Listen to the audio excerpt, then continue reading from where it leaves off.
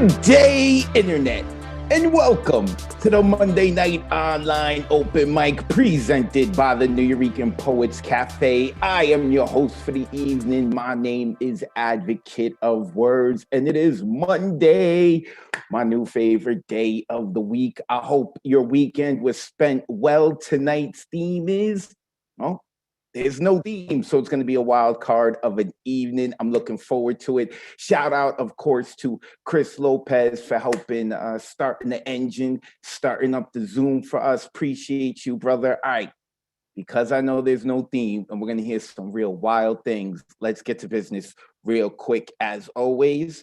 So this is the Monday Night Online Open Mic. This is our sixth open mic since starting season 2, volume 2. It's actually our 59th episode total.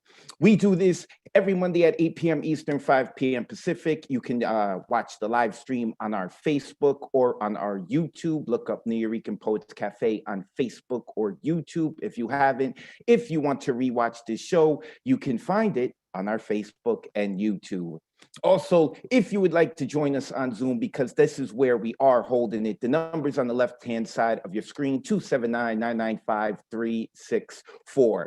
We'd like to thank the National Endowment for the Arts, the New York State Council of the Arts, the New York City Department of Cultural Affairs, the Amazon Literary Partnership, and the New York Community Trust for sponsoring our free online events. You too can support us with a tax-deductible donation at nuyorican.org/contribute, or you can send it to us on our Cash App, Nuyorican Poets Cafe. As I said today, there is no theme. Usually we always have a theme, and if you want to see the themes that are coming up for the next 2 months, you can find that on my Instagram. You will see a post just like this. Next week is They Said About Me. I want to hear poems about what people have said about you, whether it's true, whether it's not true, whether you really didn't like it, or maybe you liked it, right? Like maybe one of these rumors made you look better than you are. I want to hear all those poems. After that, we're celebrating Memorial Day, June 7th, Kid You. I want to hear a poem as if the kid in you wrote it, the real child, whatever part of your childhood you want to do. Again, you all have poetic license. Flip the topics how you want. You can look at all that. You know, we got Naked Superpower coming up, all that good stuff. Check it out on my Instagram, Facebook, YouTube. I've started uploading to my YouTube again after like 5 or 6 years. You can find all of that. Look up Advocate of Words. And when you spell words, that's with a Z, because you know, poetic license and all that stuff. Poets, turn your cameras on. We want to see your facial expressions. We want to see you perform. So I'm giving you enough time. If you got a dirty room, go clean it now. Have your poem ready. We have a lot of poets who have signed up. We'd like to get to our waiting list. You know how difficult it was to sign up. So have your poem ready. Please, let's not waste time while everyone's looking for their poem. You have 4 minutes to perform your poem. 4 minutes. That doesn't mean 4 minutes and 10 seconds. That doesn't mean 4 minutes and 5 seconds and say, you know, I was just really excited to share my poem. We all are. Please be courteous. Please, we want to hear you, but we want to get to as many people as possible. There is no censorship. Put the kids to bed. Unmute yourself after the poet performs their poem. You see the host is going to ask you to unmute yourself. Be obnoxious, be loud, show your appreciation as if we're really at the cafe. Stick to the theme, actually. Haha, tonight there is no theme. All right, that was a bad dad joke. It is what it is. I am a dad. My kid is tried out for the baseball team that is going to compete for the Little League World Series. I think he's going to make the team. I don't think he's going to be a starter because he just turned 11 and it's a bunch of 12-year-olds who are like twice his size. But the coach kept saying, wow, this kid is smooth. I was like, I know, he's my kid. All right, with that being said, I have to update the open mic list because we had, you guys don't know is every week there's always something. Always something. Everyone here who's in the Zoom chat, please in Zoom, open up your chat. I just put the open mic list. But here's what happened. Andy Markert loves to bring new people to the open mic. And I love Andy for it. So he gave up his spot so that Whitney Salgado can rock out. I'm excited to hear Whitney, okay? But then Ram is like, nope, I can't make tonight, so give my spot to Andy. So now we are going to hear from Andy Markert, okay? So therefore, the opening video has like messed up. Like I work hard on that opening video, and like The open mic list is wrong now because of you. Nonetheless, I'm excited to hear Whitney. With that being said, our first poet is Mr. Tessasomok. Let's get into it. I'm wasting so much time. Mr. Tessasomok with the fresh cut from last week. Brother, let the people know where they can find you online, and then the floor is yours. All right, folks can find me on Instagram under Gaseous 2019. I'm diving in. This piece is titled El Pene Mata, The Penis Kills. We've all been fed the same tomes of misdirection, the primal blue sky narratives the victor imposes and demands through the right of conquest and colonization.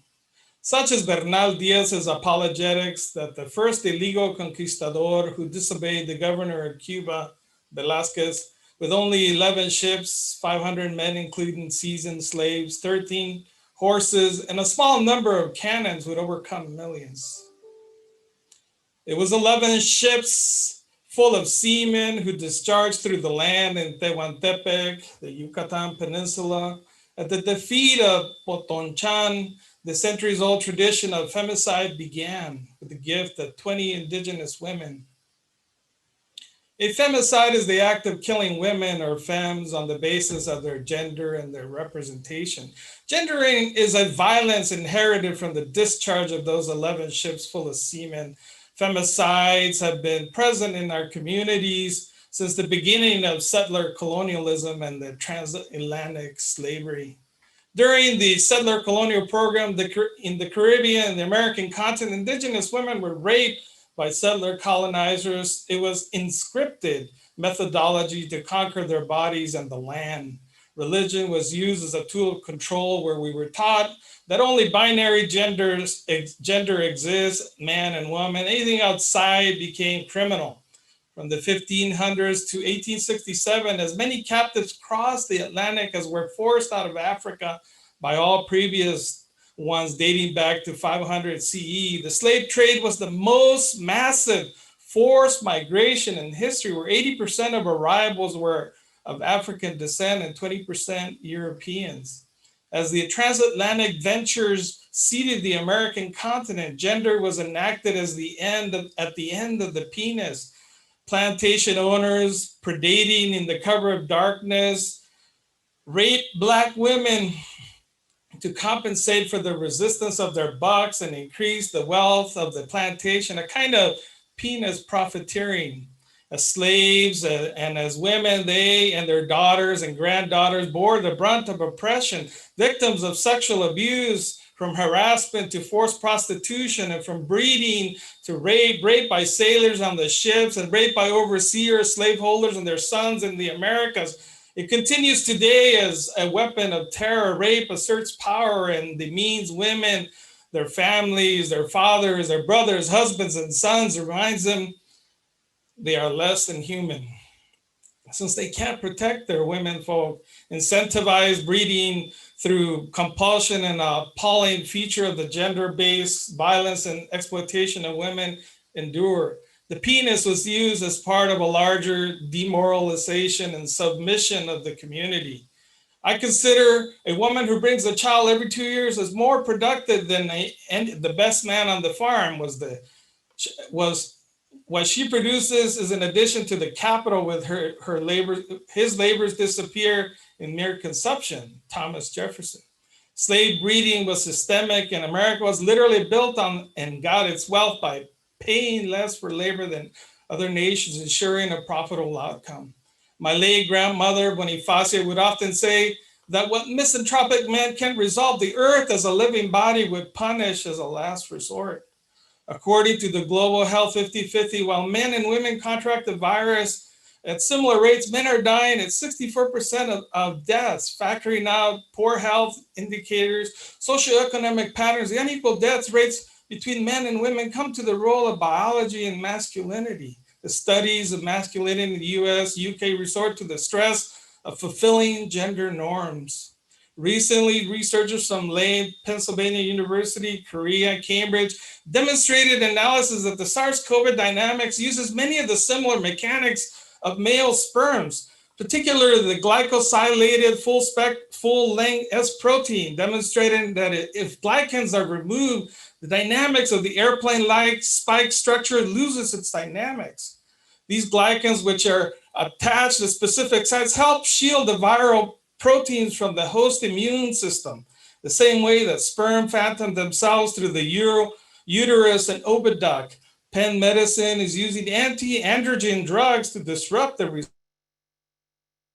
receptors required for viral invasion of cells. At the core is the use of chemostat, testosterone-reducing therapies to prevent viral entry and replication. At capitation and fertilization, the female glycocalyx is able to trigger a flushing of SPAM, sperm adhesion molecule 1, DEF126, MRT, CD52, ADAM, alpha disintegrin associated melanoprotease, the glycan-laden sperm, much in the same way that women may be flushing the glycan-covered SARS-CoV virus.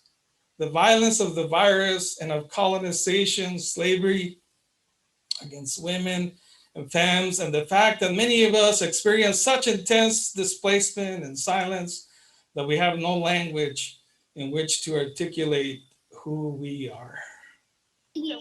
Unmute yourselves and Oh, unbelievable. Hands for press. Hands for press. Ashes 2019 on Instagram. All right, we're already behind. We're already behind. Please, guys, I love your stuff, but we got to keep it 4 minutes. All right, Elizabeth Strauss is next. Where's Elizabeth? I saw Elizabeth. Oh, she's in the dark. Deadpan Lizzie is in the dark. Let me unmute her. There we go. Gashes 2019 on Instagram is Mr. Tessa Somok. Elizabeth, let the people know where they can find you online, and let's hear your poetry. You can find me on Instagram at ES_Strauss, and I'll drop it in the chat when I'm finished. Please bear with me while I read this. I had my second Pfizer yesterday, and it's taken a toll on me, so I'm just going to take this very slowly. It's called Prompts. Some dislike writing for a prompt. What does that even mean? Life is a prompt. Everything we touch and pass by is a prompt. Inventions are a prompt. The dog barking outside you wish be quiet. The mythical G and Z trains passing by in the middle of the night, because you do not know if you dreamed it or if it really happened. As a native New Yorker, I'm saying it was a dream. Your neighbor's having loud sex. As you lay in your bed listening to them, you start to think, he obviously does not know how to pleasure her. Her orgasms sound like a lesbian fucking a man. Has she ever noticed me before? Should I try to catch her by the mailboxes? Are they married? I can't remember either wearing a ring.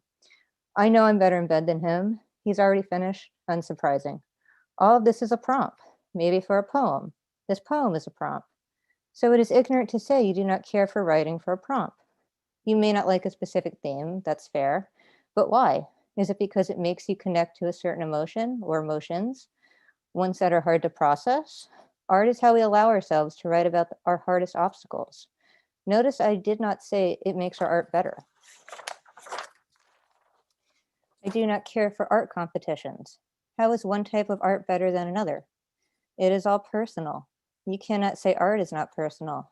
When the pen turns, the letters press into the keyboard, the paintbrush glides on the canvas, the notes flow out of the body, it is all personal. It is all a prompt. Life is a prompt. Unpredictable prompts, but those are the best prompts. We must be comfortable with the uncomfortable. Easier said than done, but not impossible. Nothing is impossible, and nothing is ever finished. I repeat, nothing is ever finished. Life is a prompt. That's just reality. I may be deadpan reciting this, but I know my words hit hard. Thank you. Unmute yourselves and give it up for Go, Deadpan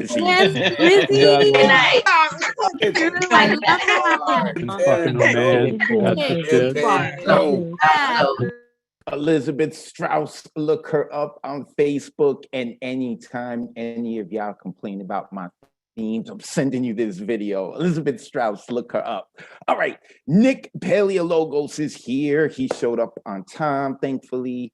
He thought that maybe he wasn't because he was partying with dad. Okay, Nick, let the people know where they can find you online. Now let's hear your poetry, brother. You can find me at The Real Nick P on IG. I got a show coming up on June 2nd. That's my first ever show. And I also want to say thank you, Advocate, for the kind words you messaged me the other day about that. Thank you so much. I appreciate that. very much. So I have two for y'all. They're both pretty short. First one, shout out before I go into it, shout out to Ray Jane for helping me out with this one. First one's called Unholy Trinity. The Armenian genocide has officially been recognized by the United States.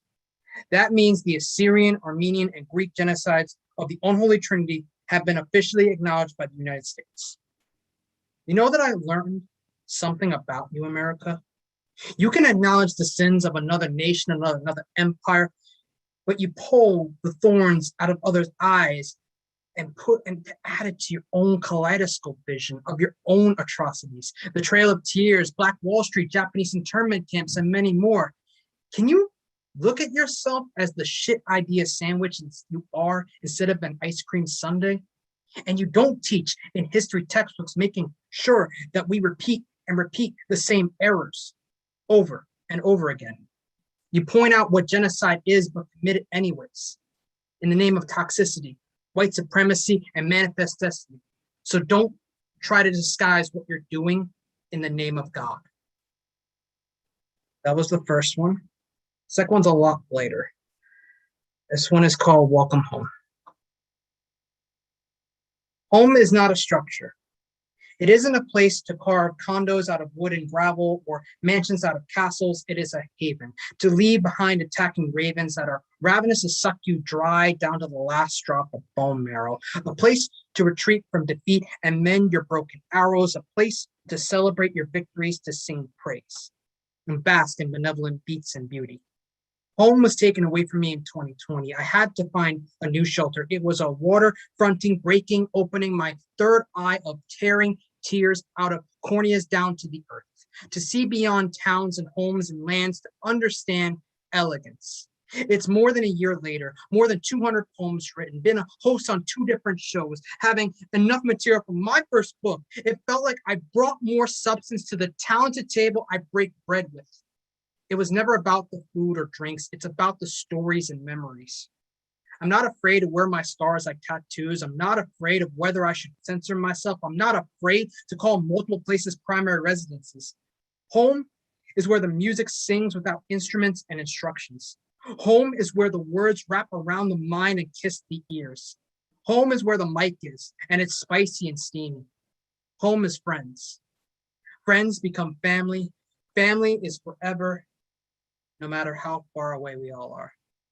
Thank you. Unmute yourselves and give it up for Nick. That was Right. That's dope. Thank you. That's great.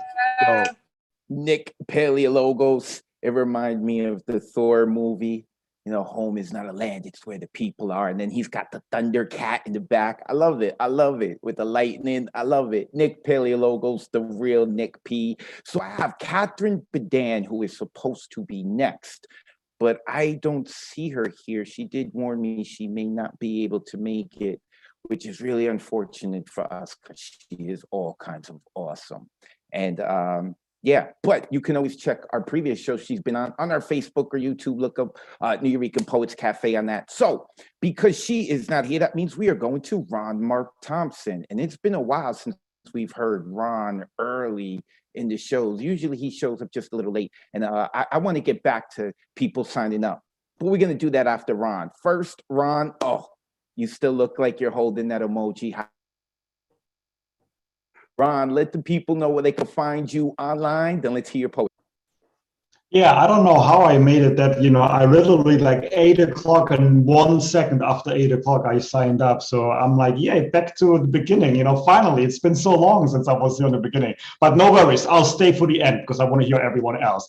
I'll put in the chat where you can find me at Ron Mark Thompson or at BXAFH, my organization.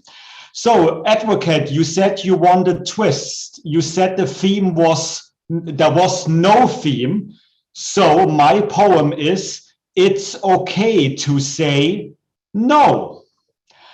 I'm so happy that Advocate gave us the theme no. I'm done with saying yes. For me, no more show. For over a year, I said yes to staying home, to protect others and me from the evil virus, to show no syndrome. I said yes to wearing a face mask, even though it was quite a task. I did it because I knew me in the public it would protect and show myself and my fellow friends the needed respect. And as an added benefit, my mask hid part of my sad face. So you would think I feel okay and I am in a good space.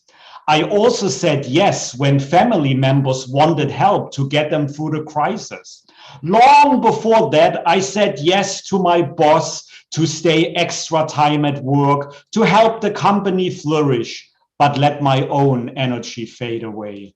I said yes to sign the lease to my apartment because I couldn't find a cheaper place to rent. But I also said yes to attend open mics at venues and in Zoom because I knew it would help me to stay alive in this lonely room.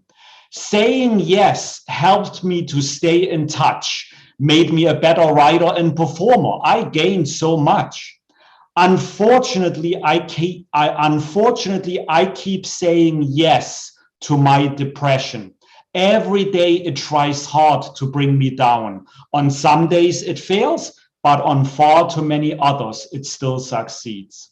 So I'm here today to finally say no. No theme, no money, no help, no nothing. No to my demons, no to myself. My distress has too long a ride with me. I demand that it get off of my journey. Find someone else. I say no to allowing naysayers from taking over my health, but I will say yes to vaccinate me, which I already did twice.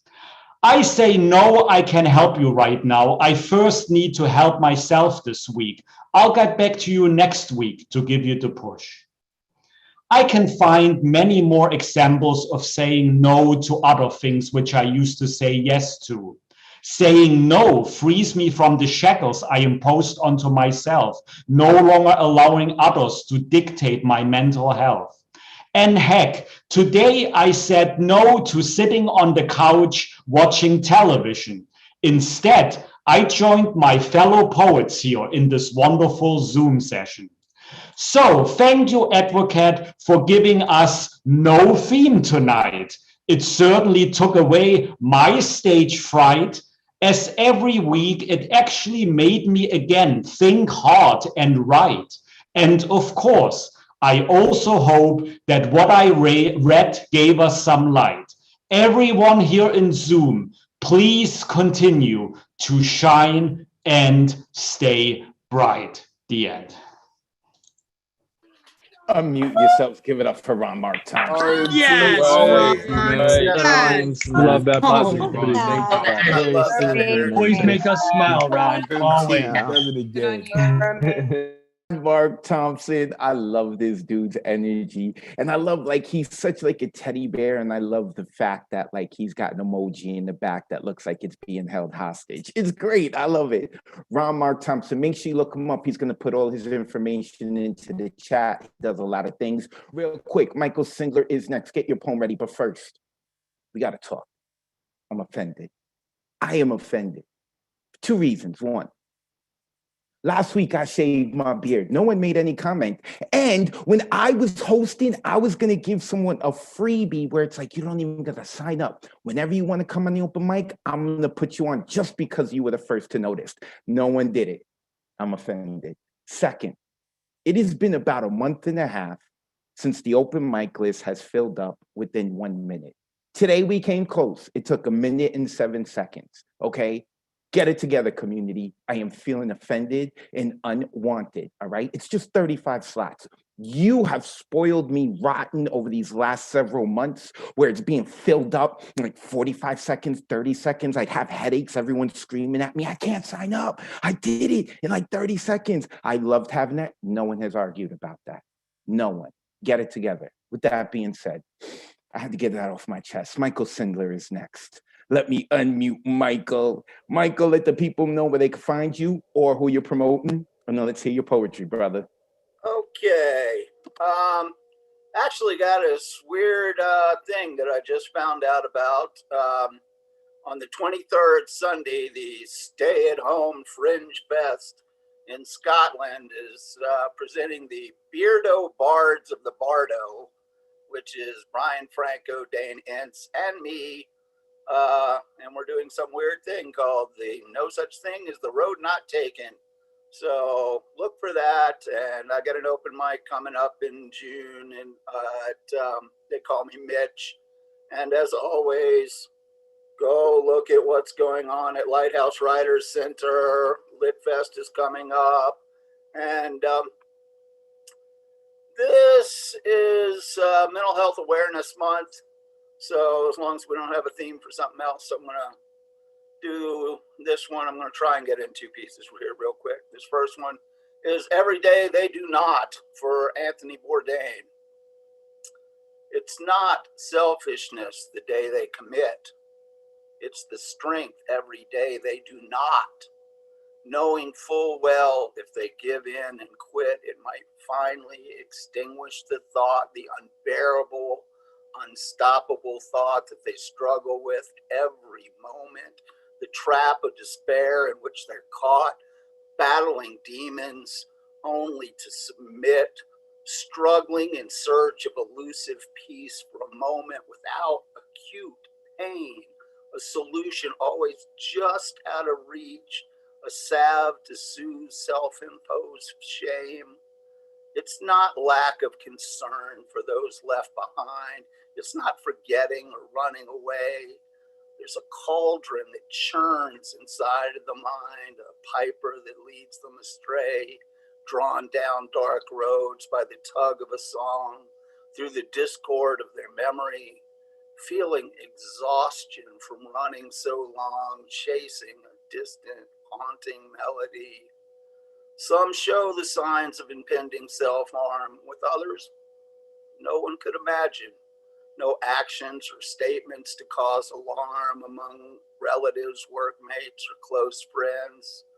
But either blatant or deeply hidden, the disease of depression incubates towards, with grimace or deceptive grin, what they see as inevitable fate. So don't curse, mock, or hate them for losing the fight, leaving casualties behind in the ring. It's a maddeningly fine line between wrong and right when both life and death promise sting. There's pain in the wake for those who remain, anger, sadness, remorse, and confusion, wondering just what went on in the brain that determined this tragic conclusion. Don't waste time questioning who is to blame or what you could have done differently. Sometimes nothing can extinguish the flame. Treat yourself and their memory gently. It's not selfishness the day they commit. It's the strength every day they do not. When in the end, the woeful story's writ, love's gift of amnesty isn't for naught. And I'm hoping I got time for another short one. That's sort of the antithesis, maybe. It's called Hope Is. Hope is to be longed for, dreamed of, a vigil set to await its coming. Hope is to be searched for, to mount exploratory voyages for, following each clue and bent twig of evidence. Hope is to be fought for, defended against despair, stinging needles of falling hail, hate's dull axe pounding against the door. Hope is to be celebrated even before its coming, halls strewn with petals for its bare feet to walk on. Hope is to be caressed, the most gentle grass that does not crush, two forms holding up the other in silent reverence. Hope is to be free to come and go, knowing the cold days apart will lead to a reunion. Hope is the most welcome guest, the most adored spouse. Hope cannot be bound, will come to you in its own time and on its own terms. Hope will not give or accept a ring or token, will not be a slave to any spoken incantation, whether following in its tracks or opening your gates and windows to allow it entrance. Hope may be elusive, but is no illusion. Its one kiss will exceed any elixir, its breath the silent song that makes survival possible. Hope is a trickster that steps out from the shadow, letting you know it has been here all along when you thought it was lost or torn away. Hope laughs in sympathy, never with disdain, a joyous trill to pull lips into a smile. Hope sleeps soundly and soundlessly, but awakes to find you and teach you new songs. Thank you. Unmute yourselves. Give some love to Michael Sindler.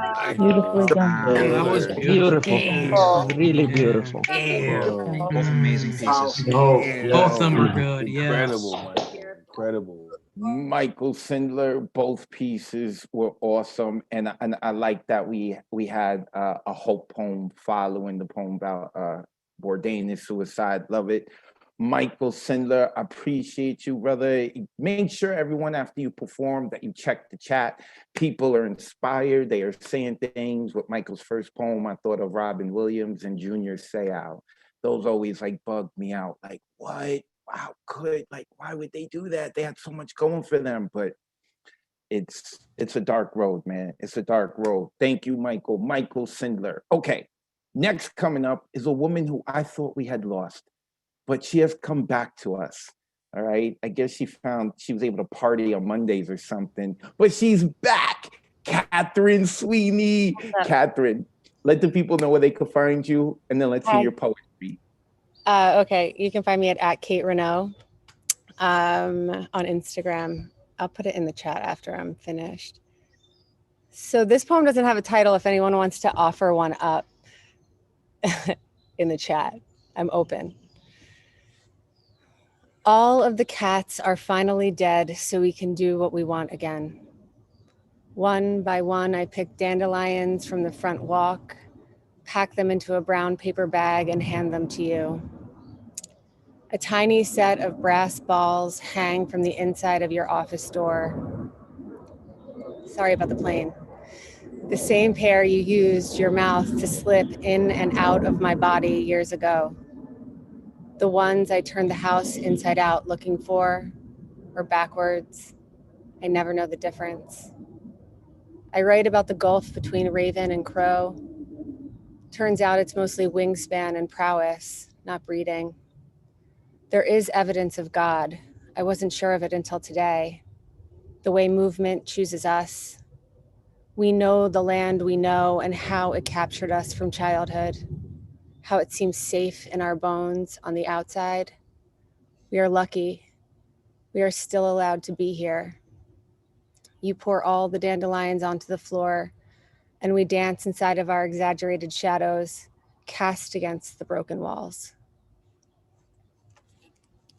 And I'm going to read you two short dirty haiku, just really fast. Okay. The San Gabriels puckered into a valley like a tight anus. And then the second one is, I'll read two more. Plovers edge the surf, we lay thighs over thighs, you blow into my mouth. And the third one is, I watch you watching the mirror, watching me, and penetrate myself. That's it.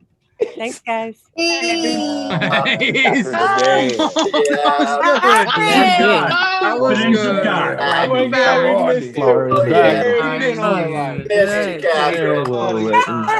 So much. Wow.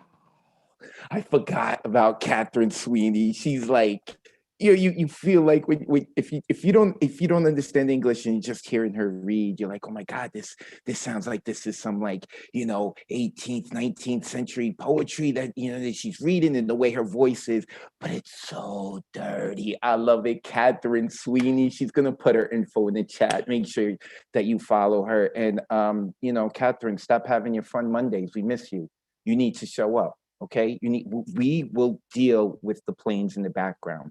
Just show up, okay, please. Catherine Sweeney. Okay, another person who's coming on that we haven't heard from in a while, but I know last week he was checking out the open mic, and that is Assam Zane. So happy to have you back, brother. I got a feeling of what you're gonna get into based on your name, what you've been talking about. I am excited. I'm all for it. Let the people know where they can follow you, and then let's hear your poetry. All right, thank you, Advocate. I'm just going to jump right into it. Palestinians are being massacred right now, and it's not being shown in any kind of meaningful way on the media. So at first, I want to thank the New York poets who I see amplifying Palestinian voices through whatever platforms you all have access to. Love you all. I have 2 short poems tonight. This weekend, we mark the 73rd anniversary of the Nakba. This is the killing and the forced displacement and the ethnic cleansing of indigenous Palestinians through settler colonial violence and state power going back to 1948. Nakba is an Arabic word. It means catastrophe. This poem modifies the line from Walid Saif's Death at Night's End. It's called Catastrophic Sonnet. My grandfather still has his house key from 1948. He says he lives in the part of the village where the past doesn't kill you. He invites his neighbors in for fruit and mixed nuts and something cool and something hot. There is a belligerence of songbirds every square mile. Come see what I brought you from the market, he says. Cucumbers, local, pomegranates, za'atar. I see you've renounced your birthplace, which is, of course, your right. When they come for you, they will ask about your love's name, her contours, her address. You will dream of male sunbirds feeding on nectar midair. Where is it written that we're supposed to call? I misheard him talk of our rightful place at the top of the hill. My kids fell in love with imperialism last summer in London. They discovered legacy in the gardens. They woke to the logics of the enterprise. I miss the burgers at Johnny's. The airport in Tel Aviv is named after David Ben-Gurion, who is the first prime minister of Israel and was also a leader in the Zionist movement that called for the eradication of the Palestinian people. For Palestinian Americans who visit the old country, this airport is our first stop. And it's very hard to describe the feeling we get when we first touch down. This poem is for my kids. It's called When You Land at Ben Gurion Airport. When you land at Ben Gurion Airport, a convocation of desert eagles rises from your spleen, each one carrying a stone. This one to mark the blood leaving your body, your face, now a milk white grotto, and one from the basilica in your heart, destroyed in part by your own uprising, and one for the rebuilding, and one keystone for the door of humility that prevents others from entering on horseback, one from the depths of your bowels, which are the shepherd's fields, one from the cave where they buried children, if one could use buried here, one from the settlement that makes you acutely aware of license plate colors, and that yellow is the color you'll want, one for the skyrocketing population, one for and one from the Valley of Fire, the souk, the Emerald Dome City, the fresh catch, your great-grandfather's favorite, one for the giving and one for the taking away, one each for each name for flock, a conclave, a radiance, a swim, one each for each name for flock you now know, Congress, flamboyance, siege, sedge, scattering, one each for each name for flock you now know and use as a remembrance, an omniscience, a rush, a trembling, an ascension, a colony, one for the first city to fly the flag, the world's oldest city, and one from the cistern, dry for millennia, now beginning to fill. Thanks, everybody. Unmute yourselves and give some love to Assam. Thank you for sharing those pieces. That was absolutely needed. Thank you, man. Thank you for opening our eyes again. Yeah. Sam, Sine, brother, put your information into the chat so the people could follow you. And I just want to be very clear. I don't speak for the Nuyorican Poets Cafe. I don't like to get too political, but I am going to say, because I like everyone to have their own opinion, but I'm like, yo, free Palestine. Okay. That's where I'm at. Like, free Palestine, man. I got Boricua blood in me. I just can't get down with the colonizers. I just can't. I mean, I got colonizer blood in me too. Don't get me wrong. I got it in me too. But yeah, free Palestine. But let's move forward to Elemental. Elemental was in our highlight reel that I just posted this Monday. I'm putting it on my YouTube and Instagram. Follow me at Advocate of Words. When you spell words, that's with a Z. You can see the highlights them doing. I'm trying to get in as many people as possible. And this dude, Elemental, just keeps slipping in. When I'm editing the video, I'm like, you know, he did really well, but I put him in the week before. I can't put him, but then I have to just put him in, man. He's been killing it. So with that being said, Elemental, let the people know where they can follow you. And the floor is yours. Appreciate you, Advocate, to everyone who has come before me and everyone who comes after. Peace and blessings, truly. First off, Advocate, of course we noticed that you cut your beard, brother. We noticed everything. Are you kidding? You know what I mean? We're counting down the days. However, we don't necessarily know if we like the clean-shaven Advocate, but you are still senior words regardless. Shout out to the Storm God, Voltron in the building. The book, Calamity, is coming soon. Check it out, elemental.com. Calamity is coming soon. Red or Green Books, Vocabulary. Check it out. All right, real quick. This is a tribute to my guy back here, man.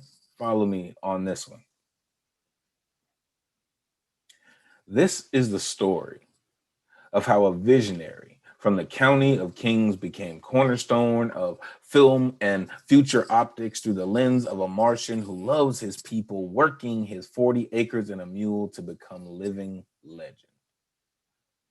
A giant on a last hustle in Brooklyn at Joe's Bed-Stuy barbershop during a Red Hook summer of Sam putting black on screen more than opposite of light, just trying to do the right thing with his tales from the hood.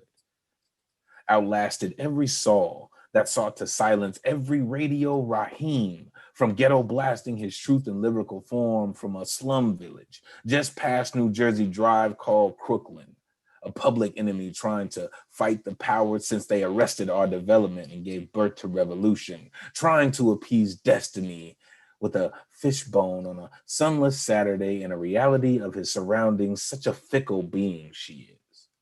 But absolution is hers, and she got a habit of stepping over white lines like Melly Mel and Senior Love Daddy on the hotline, dedicating her favorite song, See You Yesterday by Luminaire and Company, to ensure her sentiment is felt from county to coast to boast her veracity for submission. Such a Nola, that darling. But she hate me.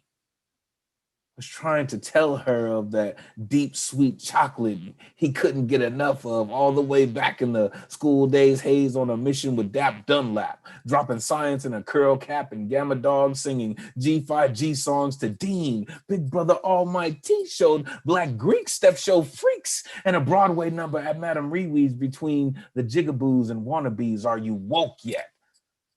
A black man from Mars. Is it the shoes? Flyaway camera tricks on the wings of basketball royalty. Is it the shoes or the news that a genius took the reins and changed the way Black people are framed in cinema. You got bamboozled, led astray, run amok, took a little-known Malcolm and made unknown world-renowned. Again, honorable, incomparable, minister to cleanse the mind of false divinity, a New York mentality, laughing at shallow attempts to make man tan and sleep and eat household names and call it equality. Such kings of comedy. Close that door before you run up my light bill. Unplug your amplifier. Cool and the gang abandoned ship to eclipse your binary thinking.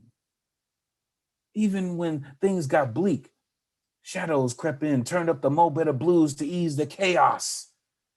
When the levees broke and the gators swam in, swamplands turned jungle, fever, high as the sweet blood of Jesus, he got game for loving basketball. Like Kobe doing work, may he rest immortal. An inside man in the 25th hour using his monosucios to clean up after 4 little girls, the 5 bloods and girl 6, to reveal the Afrocentricity that's been there all along.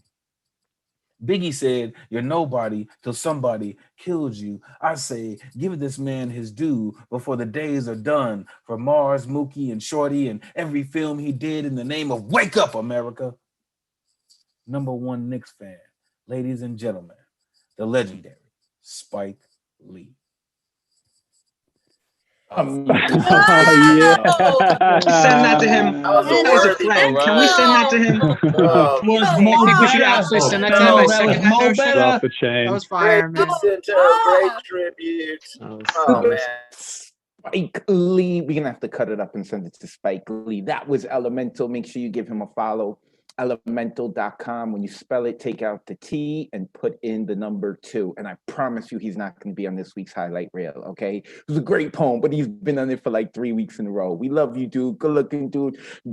Great poet and all of that. But like, enough is enough. So go follow him so you can see more of him because he ain't going to be on the highlight reel next. Okay. Where is he? Where is he? The person who's coming next, where is he? There he is. The next person coming up looks like the older brother of a gentleman we used to know as Rich Daddy to be Glennon. But now I present to you Rich, currently a daddy, Glennon. Rich, I am so happy to have you back. I was a little offended too that I saw you on a Thursday night, not a Monday night, but I'm not offended now because you are back. I hope all is well, brother. Let the people know where they can follow you because you're back. And let's hear your poetry. Glad to be back. Thank you. It's good to see you. Good to see all the regulars. Rich Glennon on Instagram and Tumblr, and I'll put it in the chat after I'm done reading. Okay, so I'll just jump right in. The first poem is called "At a Light Behind an SUV." The longer I waited, the more the SUV's brake lights resembled a side view of 2 toucans blushing after running into each other on the back of a car, of all places. The bloodshot traffic light blinked once more, flashed its green eyeshadow, stared robotically as my brain rotted, and the license plate between the lovebirds became a word bubble that they shared, encasing the same exact nervous nonsense down to the Z. This next one is called Alone Enough. It's nice typing out poems alone in the basement while the cat needs a blanket. A couple of guys needing time away from everyone else to level the bumps and angles, to smoothen our tangles. All right, and this last one is called See the Baby.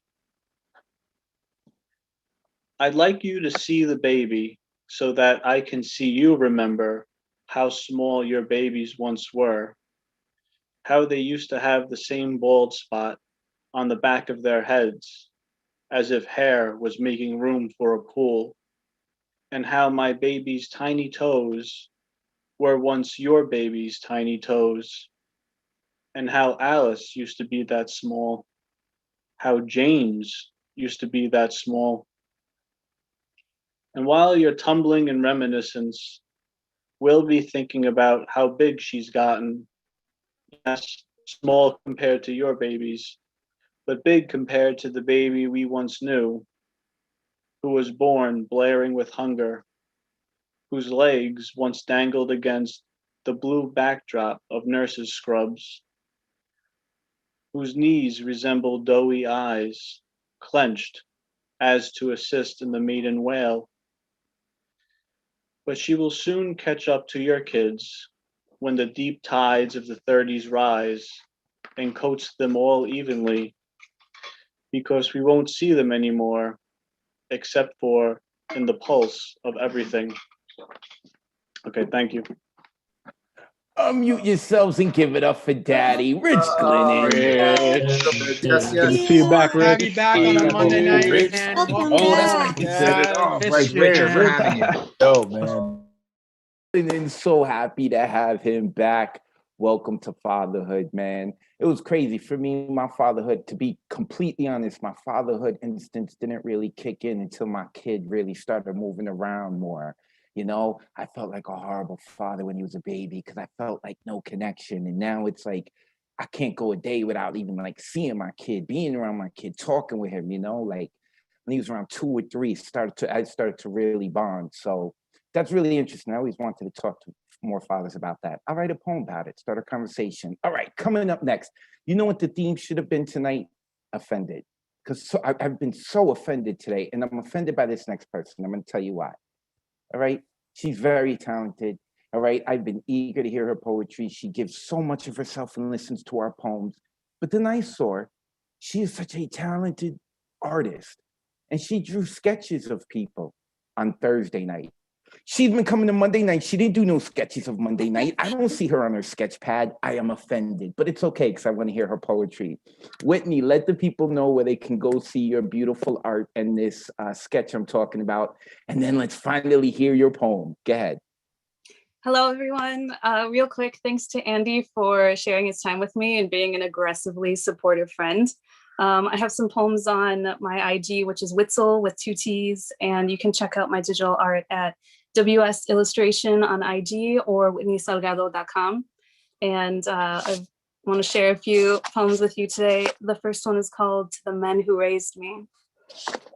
In my world, women are taught to be a mother first. Cursed with the gift of gestating life, our important days are reduced to marriage or a quince. 15 years of life, counting down the seconds our womb can bear fruit. Dress me up with a big bow, property to be given away, a doll. I feel it in your eyes, your tone, your objectification, your sexualization, that the world is run by men. But I see it surviving in the tired hands of my aunts, in the community of tias, primas, hermanas, the women who stand like strong pillars in our lives and build up the foundations in our homes. Men aren't as strong as they think or as independent as they claim to be. Machismo is as fragile as it is toxic, demonizing half of themselves at the fear of being whole. I've heard time and time again, you don't need women, but fail to realize they are everything to you. When we packed our bags, we took your security. I witnessed the story of defeat, empty frozen meals stacked in the trash told me, within these walls, you've caged yourself, truly unable to take care of yourself. This is the only world you know, and it crumbled the day we left. To witness the damage a few weeks without a cafecito or a packed lunch can do. A strong backbone in your life, you struggle to stand up without us, and you walk around like proud men, but will always remain a child. I hope you remember now that flores cannot grow without the rays of el sol, no matter the soil or the place. Thank you. That was the first one. And the second one I wrote this morning, it's called Pretty Words Are Picked Flowers. You're beautiful makes me sick. Lazy words and sweet nothings. I found Bumble is a hive full of bumbling bees. The only real I've seen is bait on a hook, full of the same hollow tone I've heard time and time again that never fails to be quick to say goodbye. Our grains of sand are too precious to give away to people with no teeth when they bite off more than they can chew. I am not a passing moment in your story. My mind will not split into war for your time, and my name will not be reduced to a memory on your bed frame. I will only let you touch me when my skin isn't all you crave, when I can trust you to cradle my pain and help me nurse it to sleep, Whisper to me your raw edges and I will flow around them. Show me seeds you've collected in the garden, you water it when you weep. Show me the path of healing you've charted in your stars, and I will tell you the only gift I have ever cared about is when you are present. I am not seeking another half, for you have not found me in pieces. Don't fall or fake, build with me. Thank you. Unmute yourselves and give it Yes. up for Yes, Whitney. Whitney. That's one of us. Wow. One of us. Statement. Amazing. Oh my goodness. Love it. Dope. Beautiful. Dope. I know I'm totally paraphrasing, but I think the line was something like, you're not my other half. You didn't find me in pieces. Ooh, I love it. Whitney Salgado. Whitney, put your information into the chat. You need to check this woman out. And she's such an ill visual artist as well. And it's so awesome, like, to see such a dope artist spend so many months just listening to our art. You got to sign up from now on, Whitney. We will kick Andy out for you. So coming up next is, it's Andy. Let me unmute Andy Markert. Andy has been working hard, like he is actually on the payroll of the cafe, trying to get in new voices. I appreciate you. Andy gave his spot for Whitney, but then Aram couldn't make it. So Aram gave up her spot for Andy. So we're getting to hear Andy. Andy lets people know where they can find you. Then let's hear your poetry, brother. I'm just backdoor politics, this list, man. That's all I do. You can find me at Andy Meerkat. It should be somewhere over here on your screen, maybe. And that's where you can, over there. You can find me on IG.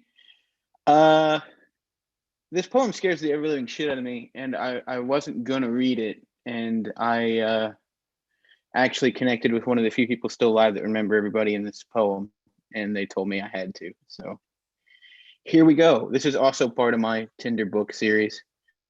It's called Ice Cream Horoscope. Everything you will ever need to know about a person you will learn in their ice cream flavor. Everyone has a flavor they reach to in joy and sorrow, that melt that dances around our tongue. Of cold cream meets desire, there's an eroticism to our salvation, and fuck, it tastes so good. The best therapy I ever had was a pint of this, she tells me. Bodies on a couch looking for comfort we don't find in one another. I am smooth vanilla and chocolate sauce, because I'm nothing without the additions of flavor, my tongue and mind not satisfied unless there are layers to my deliverance. I do not believe I am good enough on my own. She is Rocky Road, so apt, all cacophony and crunch. I knew in that moment she couldn't love anything until she had worked through every defense. She was the kind of person to devour completely in order to love. She'd certainly spit me out enough to know me ground down to my individual parts. Our friend between us was pistachio, silent, the color perhaps driving them more than flavor, green, the color of a budding flower, opting for a natural flavor because nothing about their lives had ever been natural. Even their skin felt wrong every time they looked into a mirror. Ice cream, dripping from my spoon on dark soup pans. We sit together upstairs, the sounds of a rolling wake beneath us. We are quiet now. Hum of mosquitoes and cicadas out the screened windows. Pistachio's hand finds mine. They squeeze it softly. The only warmth penetrating numb skin, numb from the ice cream, I tell myself, and not the fear of being discovered. My heartbeat underscored by a crunch from Rocky Road, because to her, transition is only a literary device, and queerness not an identity she digests between her teeth. I don't squeeze back because I am ashamed of how much I love them and how scared I am to say it. Scared that theirs is the only place my 17-year-old body ever found any comfort, even if I could only say it in a stolen glance or in a white-hot embrace in a dark church parking lot when we couldn't bear to be alone. My voice trapped in my throat when they whispered that they loved me, that it's okay, that they wanted me too, because if I'd had a nickel for every time a person had said that to justify how they would later hurt me, I'd have long since had enough to shoot me up into the ground. I think they meant it, but in my brain freeze, I could not hear it above the taste of fear in my mouth. No amount of ice cream has ever made me feel less like a coward. This is our third funeral this summer. By the fall of the leaves, now bright green in summer moonlight, I will be the only one left, grasping for hands no longer there. Almost 20 years later, I think I might be brave enough to hold them. It's so hard to ask forgiveness of the dead. I pull my hand away. It is the last time we will touch. Do you remember what her favorite flavor was? I ask, because I cannot bear the silence. No, they said. Hand white knuckle gripping heartbreak. I'm not sure she had one. Thank you very much, everybody. Mute yourself. Give Let's some love. go. God damn, Andy. Let's That go. was amazing, dude. That was amazing. That was So hot. Old and sweet. Thank you for sharing that. Andy Markert, always cutting up our souls with his poems. You can follow him at Andy Meerkat. I appreciate you, Andy. I appreciate your artistry, vulnerability, and also appreciate you sharing this community with so many people, bringing them in. At Andy Meerkat, that's with 2 T's at the end. Make sure you give this dude a follow. He goes in. Now, we have been having a bumpy road, but we're finally getting to someone who's not offended me and will never offend me because they are that awesome. And we are going to be leaving the open mic for a second, and we are going into the Skiff verse with Paul Skiff. Wait a second, is he? All right, I'm trying to unmute him. I was like, wait, is he even at his computer? I made it. There he is. Paul, let the people know where they can follow you, and let's hear that fire, brother. Yeah, this is paulskiff.com. I'm offended you're not offended. I'm just going to read, well, I think 3 or 4 really short clips out of this thing that at one time was published in a book called Chick for a Day. And so I'm skipping around. It's not going to make much sense. And I hope you just enjoy the poetry, even though this is technically a piece of creative nonfiction. A letter arrived for me from the continent of Australia asking that I imagine life for one day as a person with a vulva. As a social practice and habit, this exercise was the kind of indulgent behavior culture has promoted since time immemorial. And since time immemorial, the catch was this vulva they wanted me to imagine I had, it would be culturally explored. Appropriate, perhaps, since the only vulva I had was a cultural vulva. Listen, in my culture, the local culture where I am, not where you are, there is a very high commercial value placed on a vulva. Vulvas are among the most highly prized natural resources around here. Even higher value is placed on an imagined vulva. Where I am, we are surrounded by imagined vulvas. So whether warm and fleshly or as a veritable ocean of imaginary inferences, a vulva is held out to be one of the most singularly great places to be. For this reason, I decided not to have my valuable prize figure in the dialogue about vulvas that makes every vulva a kind of pawn in the severely controlled personal happiness sphere. Instead, I decided it would be important that my vulva cause a nervous breakdown, an event that was really compatible with the imaginary. Because if you imagine me imagining my vulva, then the vulva you imagine will not be my real vulva. So my imagined vulva will really be my own, one I made myself. Culture would have a hard time locating and getting at this vulva. Hold on, I've kind of lost my place. It's scary. Here we go. The phone rang predatorily from the free clinic. The doctor pursued his imaginary opportunity to reproduce fear-based ideas and pursue this inside me with techniques and practices to degrade my body. Listen, Paula, you should reconsider the chance this represents for the future of metaphors. Doc, are you licensed to practice medicine on the literary arts? The whole Hippocratic Oath, Paula, is founded on the ideal of the happy ending. I said literary arts, Doc. Instead, you're talking about a demographically advantageous plot resolution.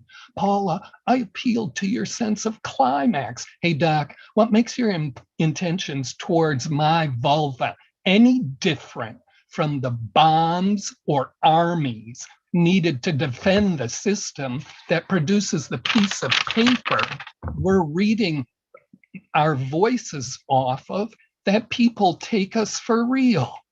Oh, you're just using me for conflict, Paula. Doc, you were important here as an authority to establish the existence of this vulva I've been asked to take on. Other than that, your thinking is too domesticated, enclosed, severed from the actual earth. I don't admire your workaholism, Doc. Your progressively death-oriented process of non-living feelings, behaviors, and lack of spirit remind me of a petrochemical landfill or an electromagnetic microwave radiation blast, all part of the spectacle of public suffering. Stop hiding out in the problem that your appetite for a morbid form of regulation solicits. It was a blue sun that came down out of the moon and ate my mother's breasts.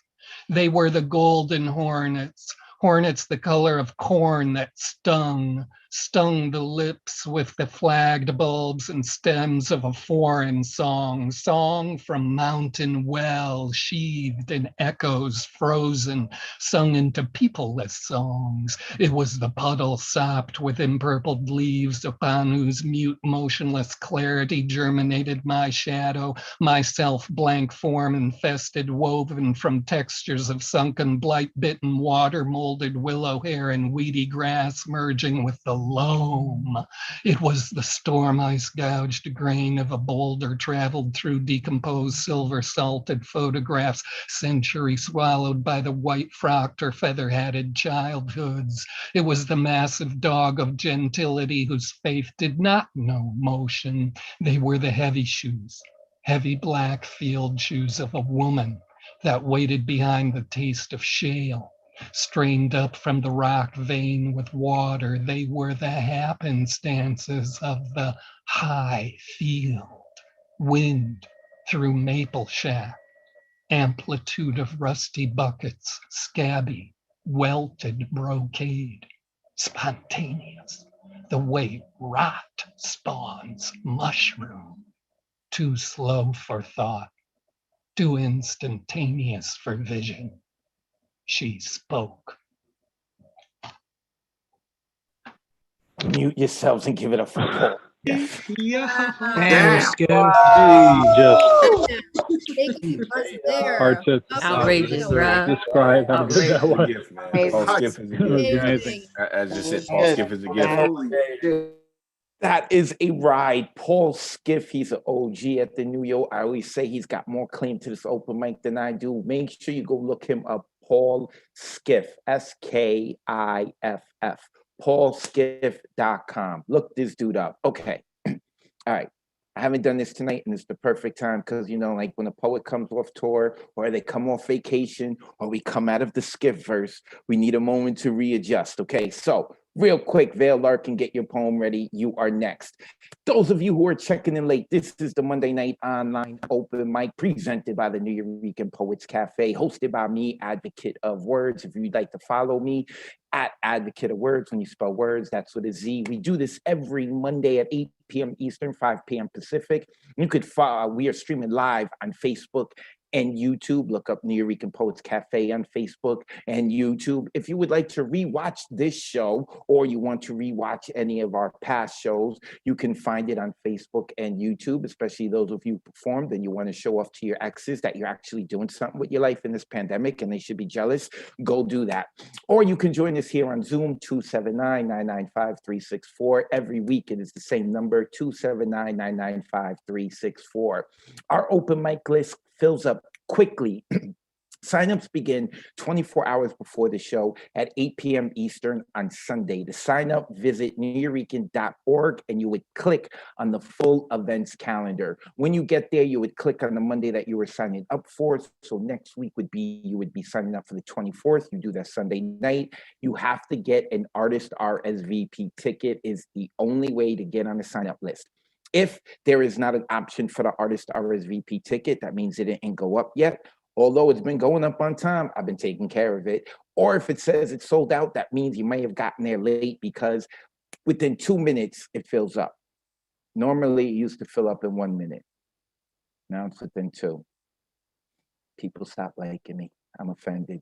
Let's keep it moving. Vale Larkin is next. Where is Vale? I saw Vale. There's Vale. I see Vale. Let me unmute. Vale Larkin. Vale, you know the drill. Let the people know where they can find you, and let's hear that fire. Okay, I'm going to put my links up afterwards. Sorry about my voice. And Advocate, I have to tell you that none of my exes are going to be jealous after I read this. Okay. Content warning for cyber sex. Say or type. Contact. Day 492 of the pandemic. Everyone on the internet who is my age assumes I am about 28 years old, except for those I have directly contradicted. I am frequently addressed as though I'm an especially precocious wunderkind. This is uncomfortable. Everyone else on the internet also assumes I am about 28 years old until corrected. This makes for some awkwardly age-inappropriate propositions from multiple age groups. I am growing desperate. Did you know that the qualifications for high-quality poetry production are nearly identical to those of a particularly robust and evocative online sexting participant? Everyone always says detailed descriptions, but what they really mean is 3 words each for fuck, pussy, cock, and cum. Mix them liberally, apply often, and just keep pumping until something erupts, right? God, what I would give for a big, strong poet with a fucking filthy mind, who is also into 5-foot-tall NBs with green hair and weird pixie features. In unrelated news, did you know that complex, nuanced erotica is equally popular among femme, masc, and non-binary communities? Do you realize the sheer number of times someone has come with a Jane Austen quote in mind? Mr. Darcy might as well be one of the Winchester boys for how often he lands in fan fiction. I am growing desperate. Chat 1. We begin. He says, cock. I say, my trembling lower lip glistens as the tip of my tongue passes over it, my wide eyes staring up at you, hungry and waiting. He says, pussy. He says, fuck. I explain what I would like to do to the skin between his fingers with my tongue while I am kneeling before him. And immediately before I lift my eyes to meet his, as his hand ever so slightly tightens, tears welling up as he watches, he says, come, and leaves. Chat 2. He says, I reach for your gown in the twilight beneath the trees as our 2 peoples come together in the ancient rite of peace and bonding. I say, I meet your hands eagerly, the moment of truth upon us, our fates intertwined as the fire of our passion rises up into the night. I lose myself in your lips. He says, your body enraptures me. You overtake me. I must have you now, or I die of this bliss. I say, my hands caress your chest, lingering downward toward the straining length, rising to meet them. He says, fuck. He says, amazing. He leaves. Chat 3. He says, pussy. I say, the power structures inherent in Western cis heteronormative mating rituals are the result of repression of the id by societal mores, leading to fetishization of taboo practices and a pseudo-dissociative drive for publicly strong individuals to enjoy being dominated in sexual roleplay, and vice versa. He says, come, and leaves. Chat 4. He says, what is the nature of your problem? I say, the pursuit of intimacy is inherently flawed in a capitalist society that virtually requires its components to function with artificial emotional autonomy in order to maintain workforce productivity by eliminating support structures that ameliorate the psychic damage perpetuated by exploitative systems of economic hierarchy. He says, I'm sorry, could you repeat that?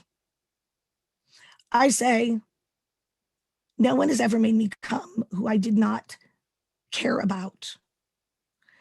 Lust is inherently melded to empathy in me. My kink is your pleasure. My climax, your release.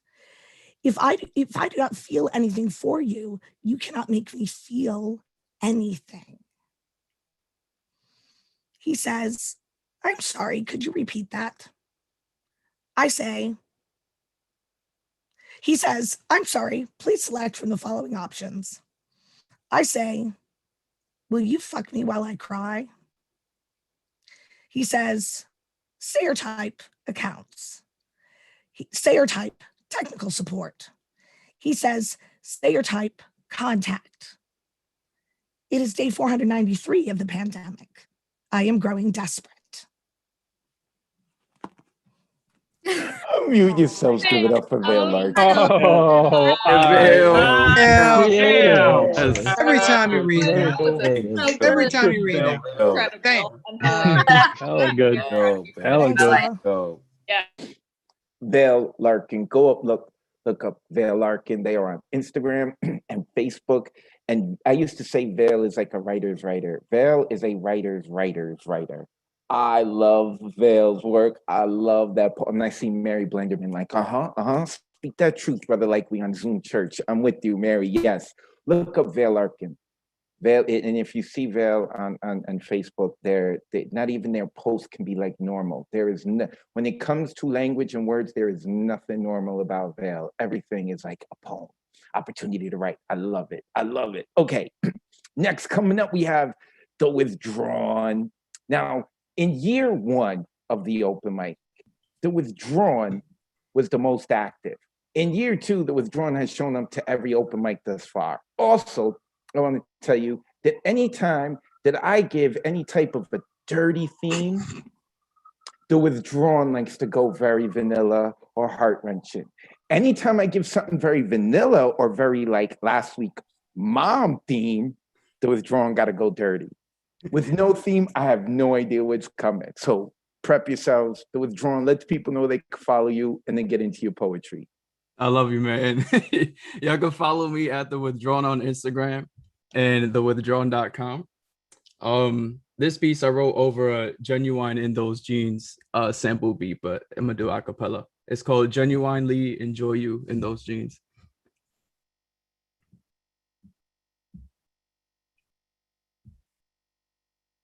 She done worked on that ass from the ground up. And it's sexy watching you trying to fit in all them jeans from the ground up. The beer's probably been filling you from all those stolen growlers. Or maybe it's just the results from the time I started hitting it this past summer. On that corner of Linwood. Slip in your mouth while you sucking me upside down. You already know the way I hold that chin good. And the hair. After the dry spell. Watching ourselves via the TV that connects to our iPhones at the hotel. Aside from each other, I really think it's the lights and the view that make us come again. Tell me, what's your secret to holding up that ass? Because I can't imagine that your legs ain't suffering. If you're in need of a massage, I'll give you my 2 hands. To have them on your legs the whole time, I can't promise you that. I love when it's bare in my palm. Also feeling it through the fabric of the leggings you got on. Those are dangerous. Khan got me out here wanting to go experiment with the fishnets. Picture pulling out and busting some all over them. Or not. Mentioned kids so much you would have thought by now somehow I would have jinxed it. Sometimes I picture you with a belly. Even though we like, oh no, hell nah, we not ready. Someday though. And we'll look back and laugh at this piece. Might even end up getting conceived from fucking you through a hole from a pair of one of your old jeans. Who knows? Guess we'll have to wait around to see. But for now, I'll continue growing old with your ass. Way past life's RIP. 'Cause baby, even in spirit, I'll always be admiring that big old booty. Give it up for the withdrawal. You gotta hold on to your butts,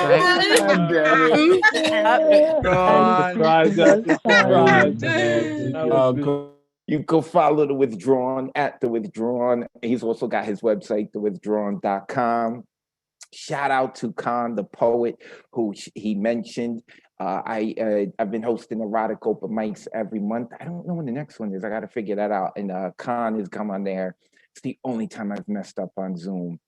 Fishnets are a weakness, man. And she knew what she was doing. Like, she was performing this piece and the way...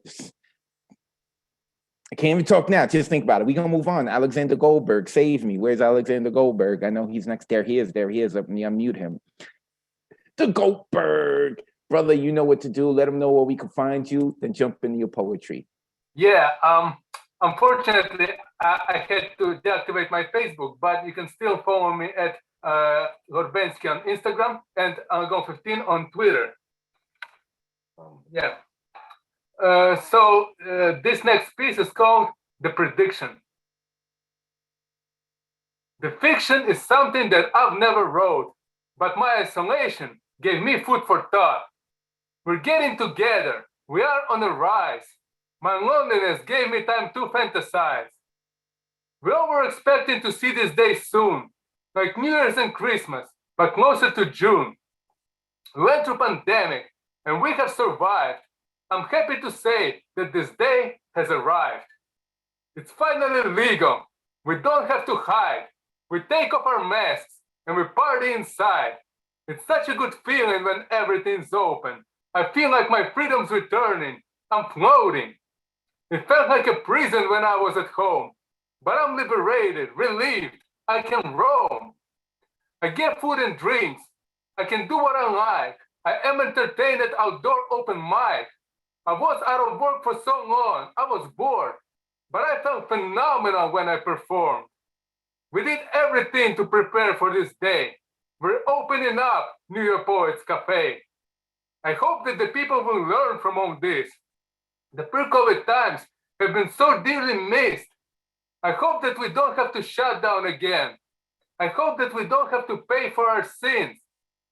New York was hurt badly. It was really tough. Some changed their profession. It's hard to find staff. But I know where my next performance will be. Let's say it together. Repeat after me. I will be performing this June, if not May, at the New Yorican Poets Cafe. Unmute yourselves, give it up. That part. Goldberg, man. That's Sorry. Goldberg, that was dope. Loved it. Oh, Goldberg. Alexander Goldberg, the Goldberg. We are working on something. There are some things that are out of our control, but there are some things in the mix for the summer that I can't speak about yet, but I want to. I'm probably going to get in trouble just for saying this. I always get in trouble. This is why the cafe can't tell me any secrets. I always let things spill out. All right, Mr. Speaker's next. Let's go. Let's not get me offended or me in trouble tonight. All right, we're almost done. We got an hour left of this open mic. Let's make it through. Mr. Speaker, where can the people find you online? And let's hear your poetry, brother. I'm on Facebook or IG and right here. Let's go. Born to a family of service. In the spirit of them that are sometimes called sister, healer, wet, or midwife, it means to nourish, cherish, protect, and save life. In loving memory of Florence Nightingale, Mary Mahoney, to Linda Riches, and Phoebe, the first in the Bible, nurses have always been the unsung heroes to healthcare. This soldier truly appreciates, trusts, and respects the nurse. I honor you, life protector and natural nurturer, with this poetic verse. From your heart of love to your hands that give, to your eyes that calm, back to your voice that feels, the air with compassion as you interpret that medical grammar. See, we all know nurses are there because doctors sometimes lack proper bedside manner. Your professionalism, compassion, dedication, and commitment come first. In the spirit of the RN, LPN, practitioner, ICU, and the traveling nurse. Even if you lack the proper personal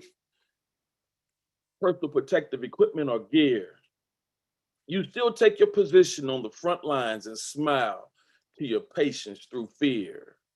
In the spirit of providing comfort and mercy to the dying, with the courage the faint of heart have never seen.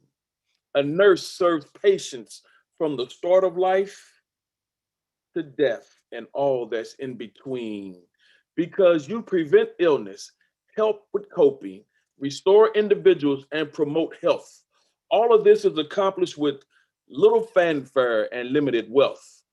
What I know and believe to be true, all this country stands for is seen daily through nurses like you. I thank God for blessing us with nurse angels who will always be in my prayers. You are appreciated for providing excellent, life-saving patient care. In peace. Unmute yourselves. Give it up for Mr. Speaker. Yeah. Give it up for Nurses, man. nurses. Give it up for the nurses. Give it up for the nurses. Hell yeah. Real. That piece was Real. dope. I love Dope, it. Mr. Speaker. Dope. Mr. Speaker, you can find it at MrSpeakerInc.com. When you spell ink, that's with an I and K. Shout out to the nurses, especially during this pandemic. I mean, it shouldn't just be this pandemic. We give it up to them because they've been on the front lines. I've got family who are nurses.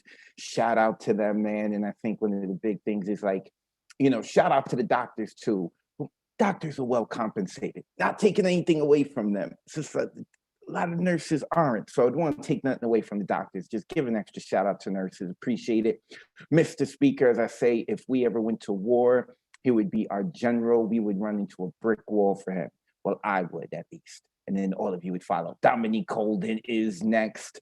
This is her third time signing up, but she was on the waiting list the first time. So this will be the second time we have heard her. I'm trying to unmute her. Are you getting the message, Dominique?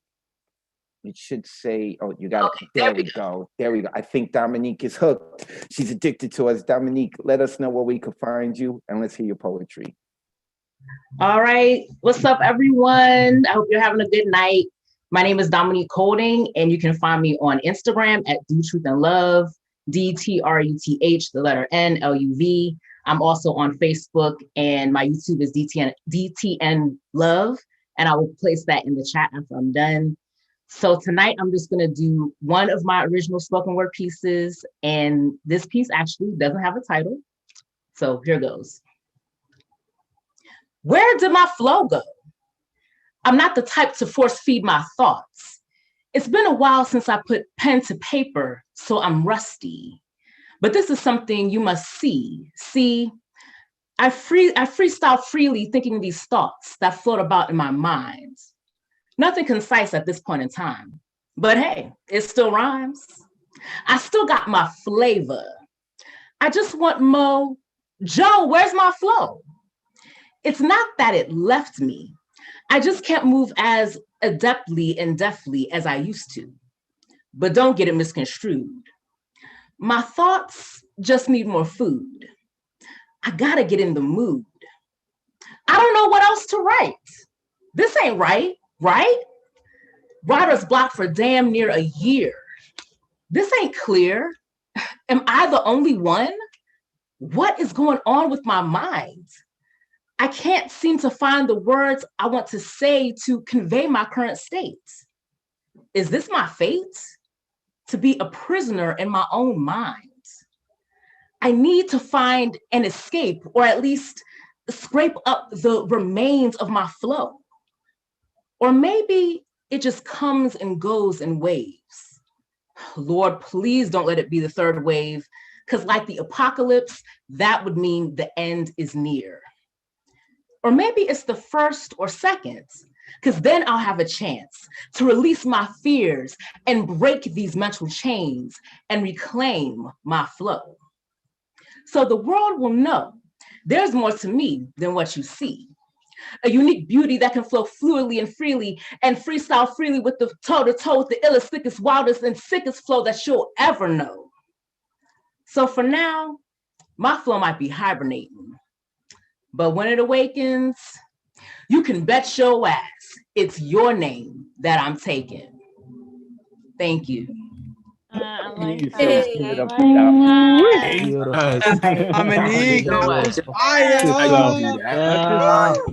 That's how you just bring heat. Dominique Colden. Dominique, make sure you put your information into the chat. So real quick, because writer's block is a real thing for me. Okay, I've done the research. Writer's block doesn't exist. You can find all that info on my YouTube channel. It's called Poetry Defined. I'm telling you, because I used to get writer's block. And then I did all the scientific research and I was able to figure it out. But I've been there, Dominique. I am glad that you write in. And one of the things I always tell people when they have writer's block is write about it. And there we go, Dominique Colden. Make sure you give her a follow, put that info into the chat. Next coming up, we have Lynn Lane. I'm offended with Lynn Lane too. It's been a while since he's signed up. He's out there taking pictures of all these beautiful people, dancing, everything. He's living life. He forgot about us. I am happy he's back, but I'm still offended. Lynn Lane, let the people know where they can find you. And let's hear your poetry, brother. So you can find me at lynn.lane.arts on IG, Lynn Lane Photography, and Lynn Lane on Facebook. I'll put it in the chat. So let's get going so we can get some people on the wait list on here. So these are two short pieces that I wrote last night. The first piece is called The Kettle's Song. At the edge of indigo and vermilion stand 13 At the edge of indigo and vermilion stand 13 sable brushes balanced precariously against this old turpentine can. Decades of chemicals have reduced my capacities to see the subtleties drawn across this continuance. Light seeps through the window, like a broken river crashing onto the canvas, exposing all of my flaws. Moonlight had me drawing shadows in the dark, sprinkled with cadmium white. You used to sip tea with me as I painted your fading spirit. Your favorite cup still sits on the tarnished table. Drunken lipstick rests on its rim. It's been 7 years now and 3 days. You still visit in my strokes, trying to find your breath in each failed painting. I'll make English breakfast now. I will drink alone. The kettle whistles the same song, but you never come. End poem. So this is the second piece. This is called Santiago's Fight. It's based on something I saw yesterday and a hybrid with a classic literature piece. Santiago, you stand there on top of the swaying electrical pole as the sideways rain comes down. You are the blind captain on the bow of a single-mast sailing ship fighting the precipitous seas. The wind blows back your graying feathers. In the distance, no marlin can be seen. The blackened clouds move across the sky. Water beats down on the sidewalk. The asphalt road glistens with pain as the night quickly approaches. 100-year storm rages on. Lightning provides protection from those whom would steal your last meal. 85 days you have stood there, 84 days without food. Fasting is taking its toll. Your wings fail flight. The storm begins to clear and the sharks of the sky begin their hunt. Santiago, it's time to go. Hold your line tight. Santiago, it's time for your final flight. End poem. Unmute yourselves. Give some love to Lynn Lane. Go, nice, Lynn. Lynn does it awesome. again. Thank you for sharing, Lynn. Love Always it, man. beautiful, Love both Lynn. those pieces. Always beautiful. You're back. Make sure that you go follow Lynn Lane. He's, like I said, he's also a visual artist, mostly taking pictures, but he can sketch too. And what's funny is that Lynn Lane and Whitney Salgado are very similar in the fact that both are visual artists and they both write. And for the first few months they were with us, they were just listening. So I got some hope Whitney's going to be around and sharing more stuff. But right now we're talking about Lynn Lane. Go give him a follow. He just put all of his information into the chat, man. You like his poetry, you're going to love his photography too, and his sketching. And I think Lynn actually made some sketches of people at an open mic, but I wasn't on it either, man. Okay, Paul Conqueso is next. And I know that if this man was doing sketches, I would be one of the people he drew. Okay, Paul, let the people know where they can find you. Let's hear your poetry, brother. Paul Conqueso on IG and Venmo. And brother, I got solidarity with you because I know you trim the beard. I was like, I'm gonna trim the beard too. It's okay. We don't got the shape to it, but we got the shadow. So we come in with the 6 o'clock shadow. It's a little bit darker. But yeah, these are both pieces of new shit. Wrote both of these today. One short, one medium. So I'm gonna get to it. This is called What's a Holy Fight to a Missile Strike? Because we stand with Palestine. Let us not pretend that what is happening in Palestine is anything but ethnic cleansing. It's offensive to call it a conflict. If this were a fair fight, it'd be army versus army. Not when you bring missile strikes to a gunfight. How can you feign this isn't a Holocaust akin to the worst since? Well, you know, what's a kingdom of God to the godless? What's a God to a despot? Who's Yahweh to those who've lost their way? What's a home to a child who has nothing left but ash and dust taking up residence in their lungs? Families run from ballistic missiles, forming like flocks of ominous birds, bombing fields full of joss flower, toothpick weed, chamomile, watercress, and gundalia, a homeland turned migrant, The Gaza Strip ignited, and the United States is still blocking UN statements on the true state of this various, multifarious, dictatorship-sponsored slaughter. I guess it takes a terrorist regime to know one, and the US likes to align with other such colonists in the quest for oil, power, and other bloodlusts, and we, who merely see the needless tragedy in it all, toiling in our distant privileged land, can't sow the seeds of peace from our safe soil to Palestinians, because nothing can be reaped when there's no clear distinction between rubble, bone, and earth, burying them both with no flowering bulb to grow from all this decay. All right. The second piece is called Nagasaki Na Sorry.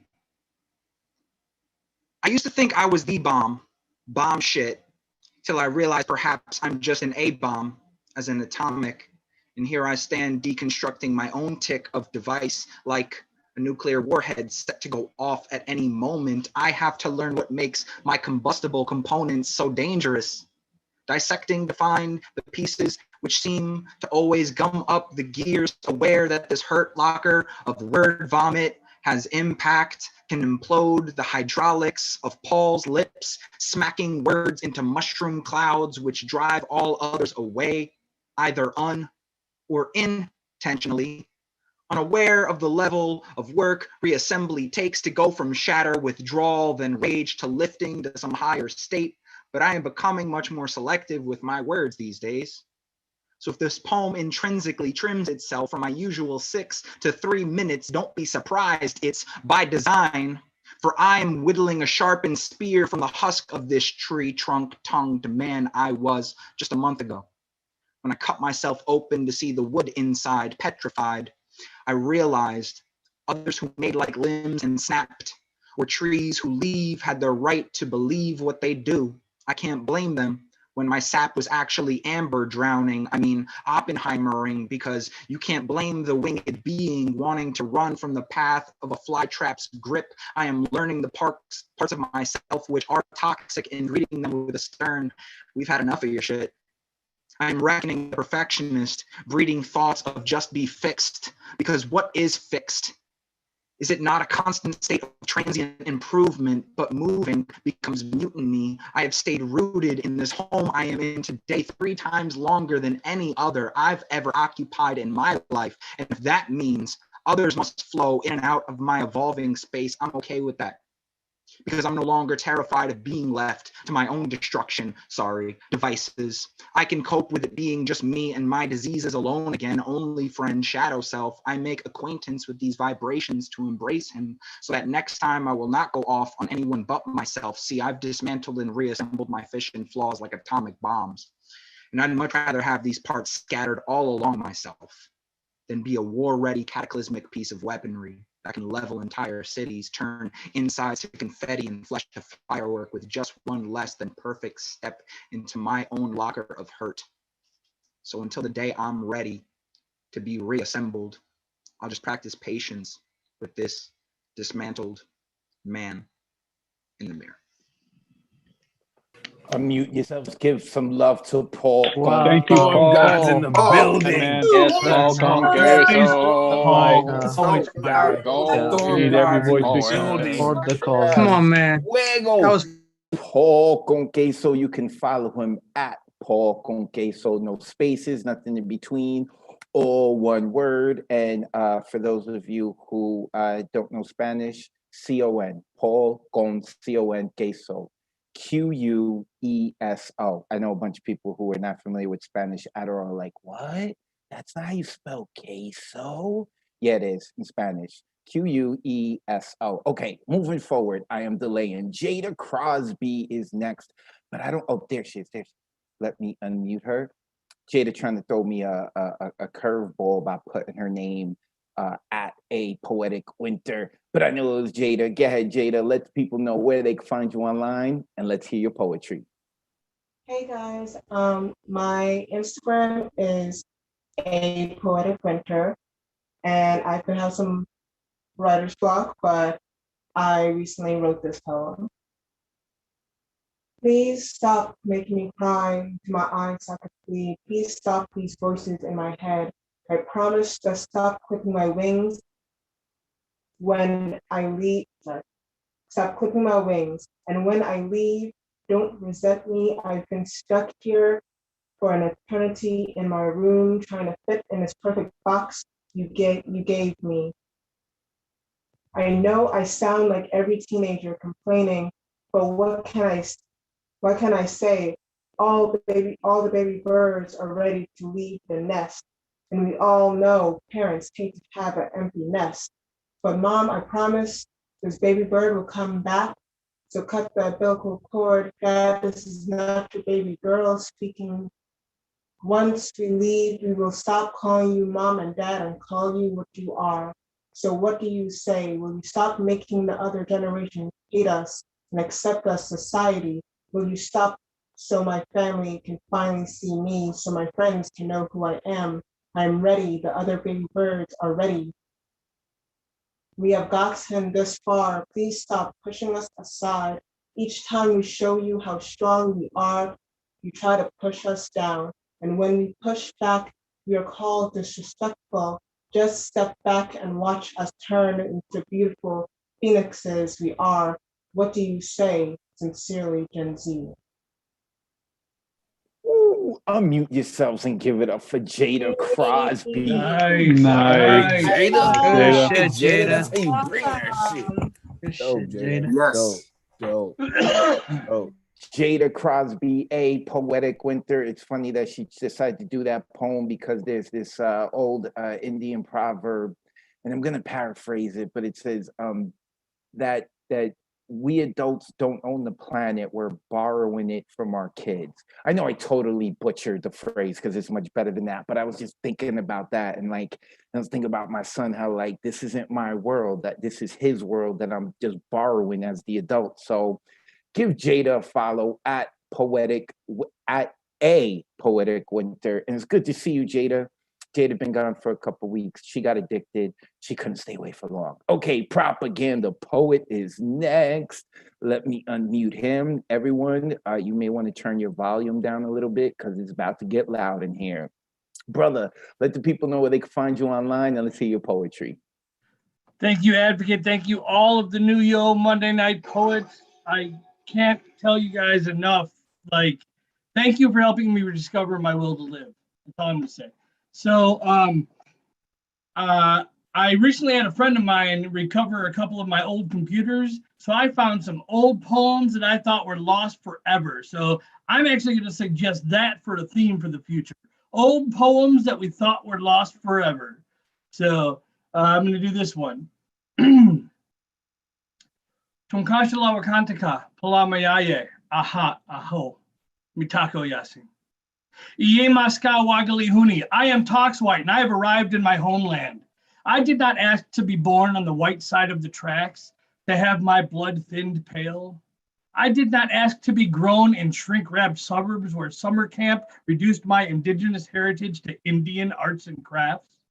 I did not ask for a bleached mother, blood drained from her heart because image was more important than imagination and appearance meant more than my past.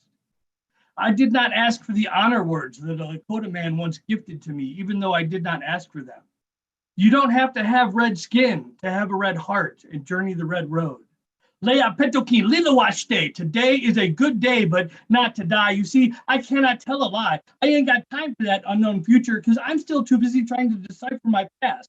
It seems that manifest destiny has captured my destiny. So now I'm not even quite sure what my ancestry is, but from what I've been able to gather, the story goes something like this. Many, many moons ago, some random Trader Joe fell in with the Shawnees, and it seems that he just took one of their nieces because he was raging about being dissed on what was already a good trade. But just like any other treaty being tossed out to tribes, he failed to mention bribes or extortion or the shape-shifting ways of terms and conditions, though he had plenty of ammunition for any retort they might have had. To make a long story short, it appears that dear old granddad went out on a binge and brung himself home a Indian girl. Now, she might not have been an actual slave, but she gave and gave and gave and gave, and then he planted his seeds. But somehow she found some inner solace by tending to their needs. And then somewhere along the line, that family line met up with that of another tragic storyline, one where Mercedes may not have manufactured ovens, but you can guess who assembled their cars. And this left decades of scars, so I was forced to heal, boy, heal in Hebrew school. But I still remember all the things that my family forgot. Now, this might seem like a shot, but I never did quite get the difference between a chosen people and a master race. No, I chose to walk a different path, one that leads away from just passing on 2 strains of a legacy virus that equal one long history of genocide. Now, I might not be chosen, but I still have pride. So I will always teach the children that the colonizers lie. There are bigger pictures out there. And if they don't learn how to see, they'll become missing pieces of a fragmented puzzle, just like me, who took 30 some odd years to see that mixed blood is only skin deep. Even though an ant named Adam once gave me these words to keep. Beneath the white, there is a red skin, suffering from centuries of taming. Thank you very much for encouraging my behavior. Thank you for listening. Thank you for being the greatest fucking support group on the planet. Yes. Let's go. Give it up for Yes, propaganda. That was Absolutely. dope. That was fuck. That was fuck. Fire. Always dope. That as was fuck, really propaganda. cool. Yeah. Dope as fuck, man. Propaganda poet, brother, put your information into the chat. Bear Wolf on Facebook. And yes, people, keep your writing in many different places. I was into the second draft of my novel that I had 120,000 words. I lost a book of prose, and I lost my second book of poetry. I lost so much writing. Oh, all right, I'm getting triggered. We're going to move on to Midnight, and I'm going to feel better about when Midnight rocks, because Midnight is a Mets fan. My life ain't that bad. I'm a Yankees fan. Brother, what's going on, Midnight? I feel Yo, your pain. Yankees taking the wrong vaccine. I'm just saying. They all jacked up. Yo, that is actually your first good comeback. Right now, Thomas Connor's neighbors are probably so upset because he's wailing and laughing at that. I love that comeback. Midnight, let the people know where they can find you online. Then let's get into it. Midnight Poet 00 on any social media. 3 haikus and a poem. McDonald's, Wendy's. Take away the S in fast. It becomes fat food. The COVID vaccine. Prevention is better than cure. Enjoy your fun things. Sexy lingerie? Granddad tapped that flannel dress. 10 babies later.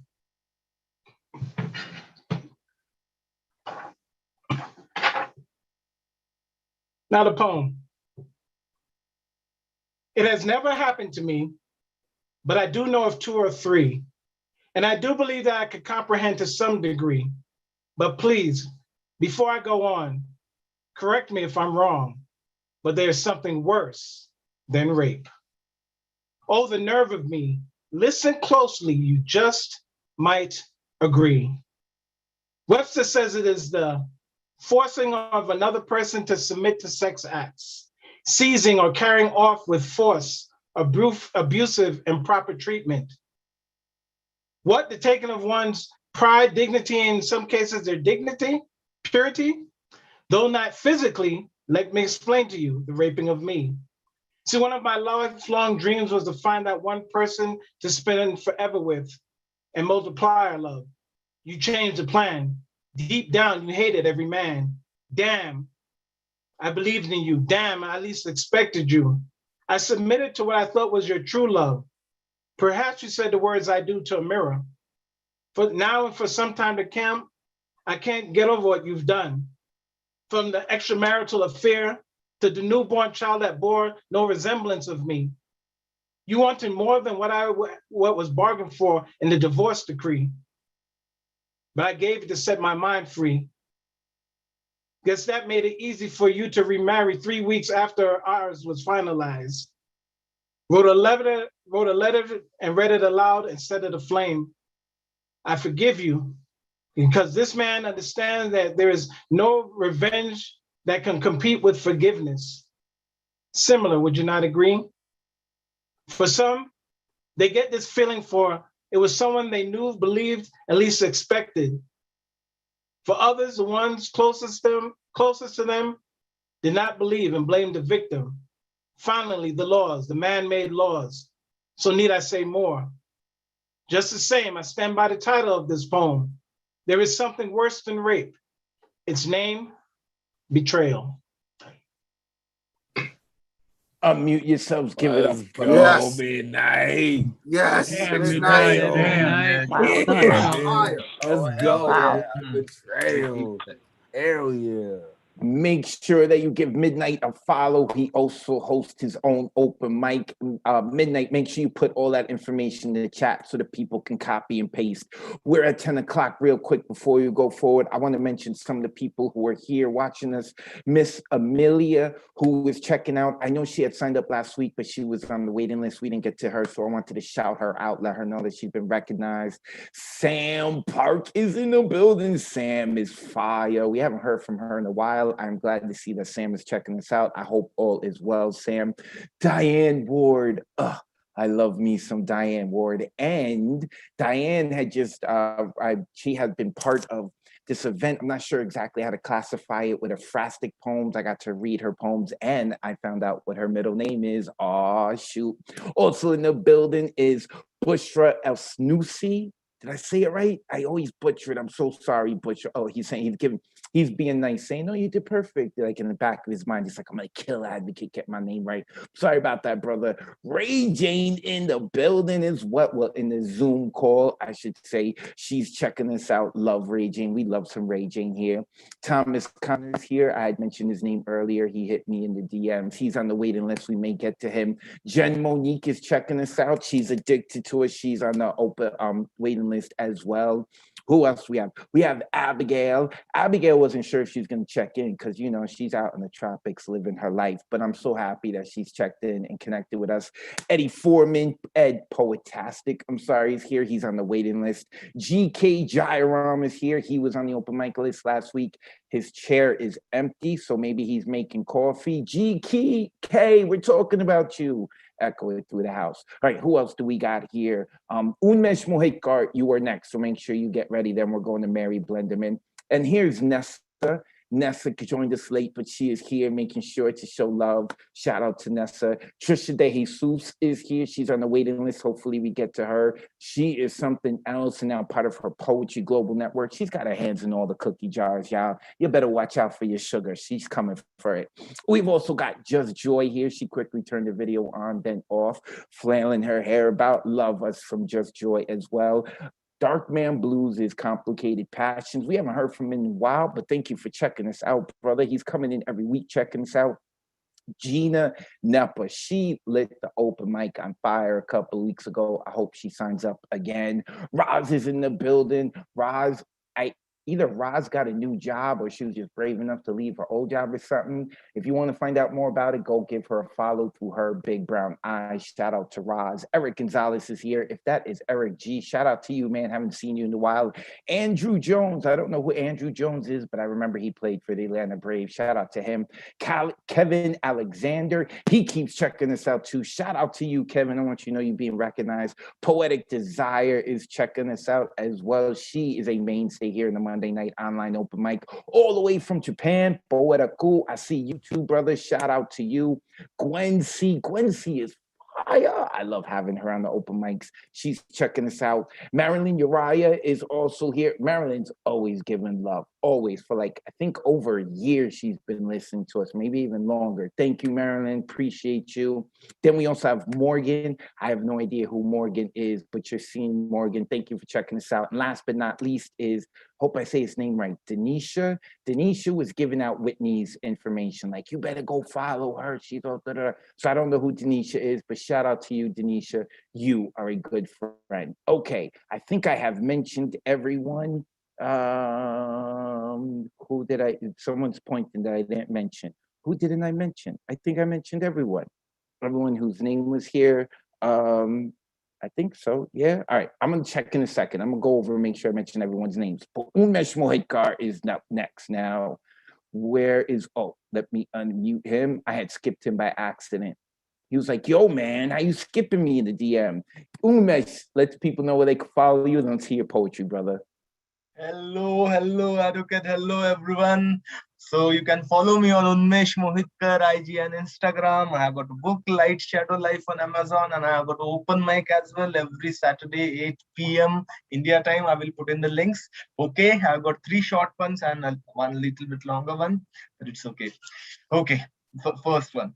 Shady corridors of power. Shady corridors of power, salivating, roving eyes of unshakable pillars of bureaucracy, corruption. That was the first one.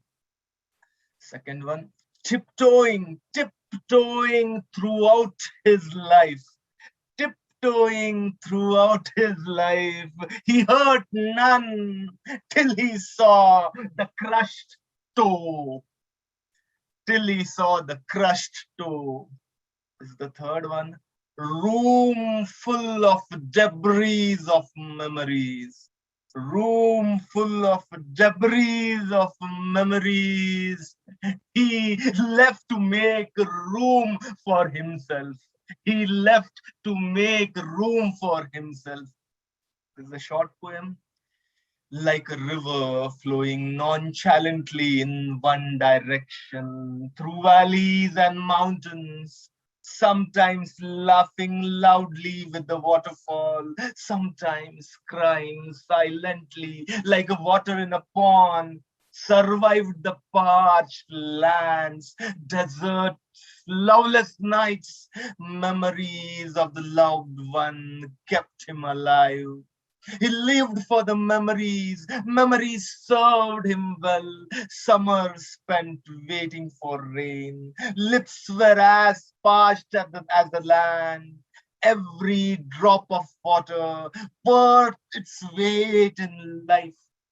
He didn't even waste his tears. Why waste tears for the things unchanging? Things did not change. With time, he changed. Old things still mattered. Life made more sense. Change do change you. Sometimes status quo changes you beyond recognition. Sometimes status quo just changes you beyond recognition. Thank you. Thanks a lot. Unmute yourselves. Give it up for Umesh. Smash. Lovely. Smash. That was killer energy. I love that delivery. Love you and Mash. I love this dude. He could read the phone book and he would inspire me to get up and do something with my life. Umesh Mohikar, make sure you give him a follow. His book has been out for, I think, 2 months now. Maybe I'm saying a little longer, a month and a half. Make sure you go check him out. Okay, moving on. We are going to my 2021 Valentine. And I always like to say this because she is an awesome poet. And I got to claim her as my Valentine for this year. She is such an awesome writer. I love having her on. And she was, oh yeah, Mary Blenderman was in our latest highlight reel. That was put up this morning, but she doesn't have social media, so she doesn't even know that there are people out there celebrating her. Now she's gonna have to go look up my Instagram or YouTube. But right now, we're going to hear her. Mary, let the people know about your website, and then let's hear your poetry. It's really wonderful to be here. Thank you for saying so many kind things about me, Advocate. I think I got the real link for you all in the chat to my website. You can send me an email if you scroll to the bottom. It's really exciting.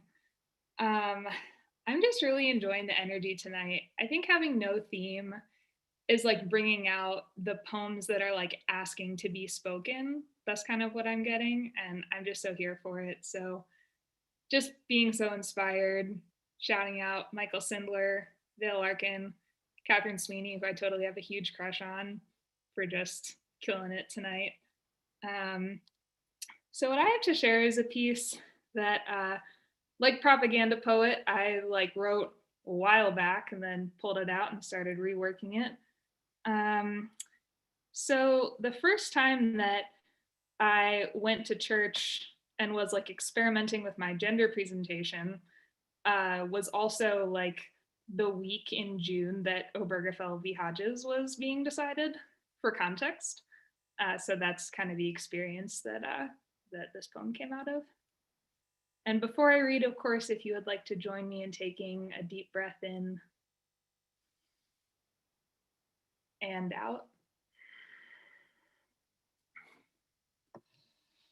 This is called Queerness as Glassmaking from the Perspective of What is Burned.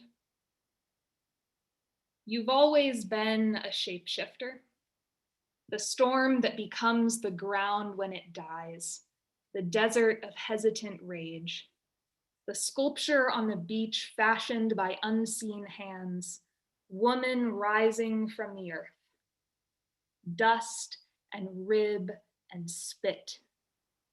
Can these dry bones live? 40 years wandering an unfamiliar wilderness. You were always lonely. You cannot hold on to anyone else when you are forever relearning the shape of your own hands. On a 4th grade field trip, you learned that the hottest oven in a glassmaker's studio is called, irreverently, the glory hole.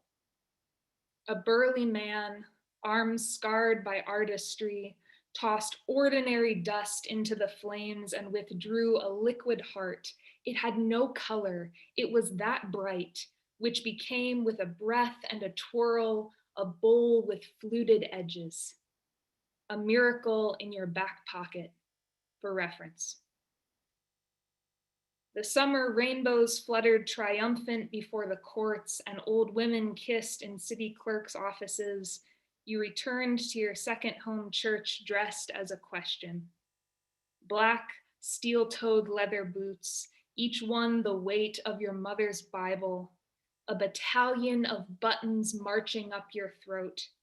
There you find a kind-faced pastor from a past life inciting prayers against this threat to marriage and the family. The hottest oven in a glassmaker's studio is called, ironically, the glory hole. You think of Daniel, but no angel holds you in the flames. You just ignite, every particle joining in a communion too honest for condemnation. You just walk out, a storm becoming a storm.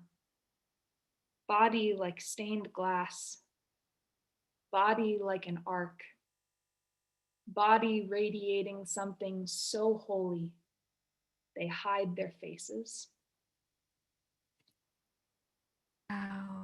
You yourselves give it up for Mary Blenderman. Wow. Amazing. Wow. Gorgeous. Always so beautiful. Killer. And Mary so knows her work. She so knows how to present it. She's not just like a fantastic writer, but I love the way she reads and the confidence she has in her poetry. I tend to be overly animate, like I'm trying to cover up. I'm not a good writer. Look at me, right? But Mary's like, nah, man, I'm confident with my words. Here they are. Mary Blenderman. Mary, I hope it's 10. I have 10, 11. That means we have only like 18, 19 minutes left. I hope you stick around because I would like for you to close out and read the Good Night, Sweet Poet poem.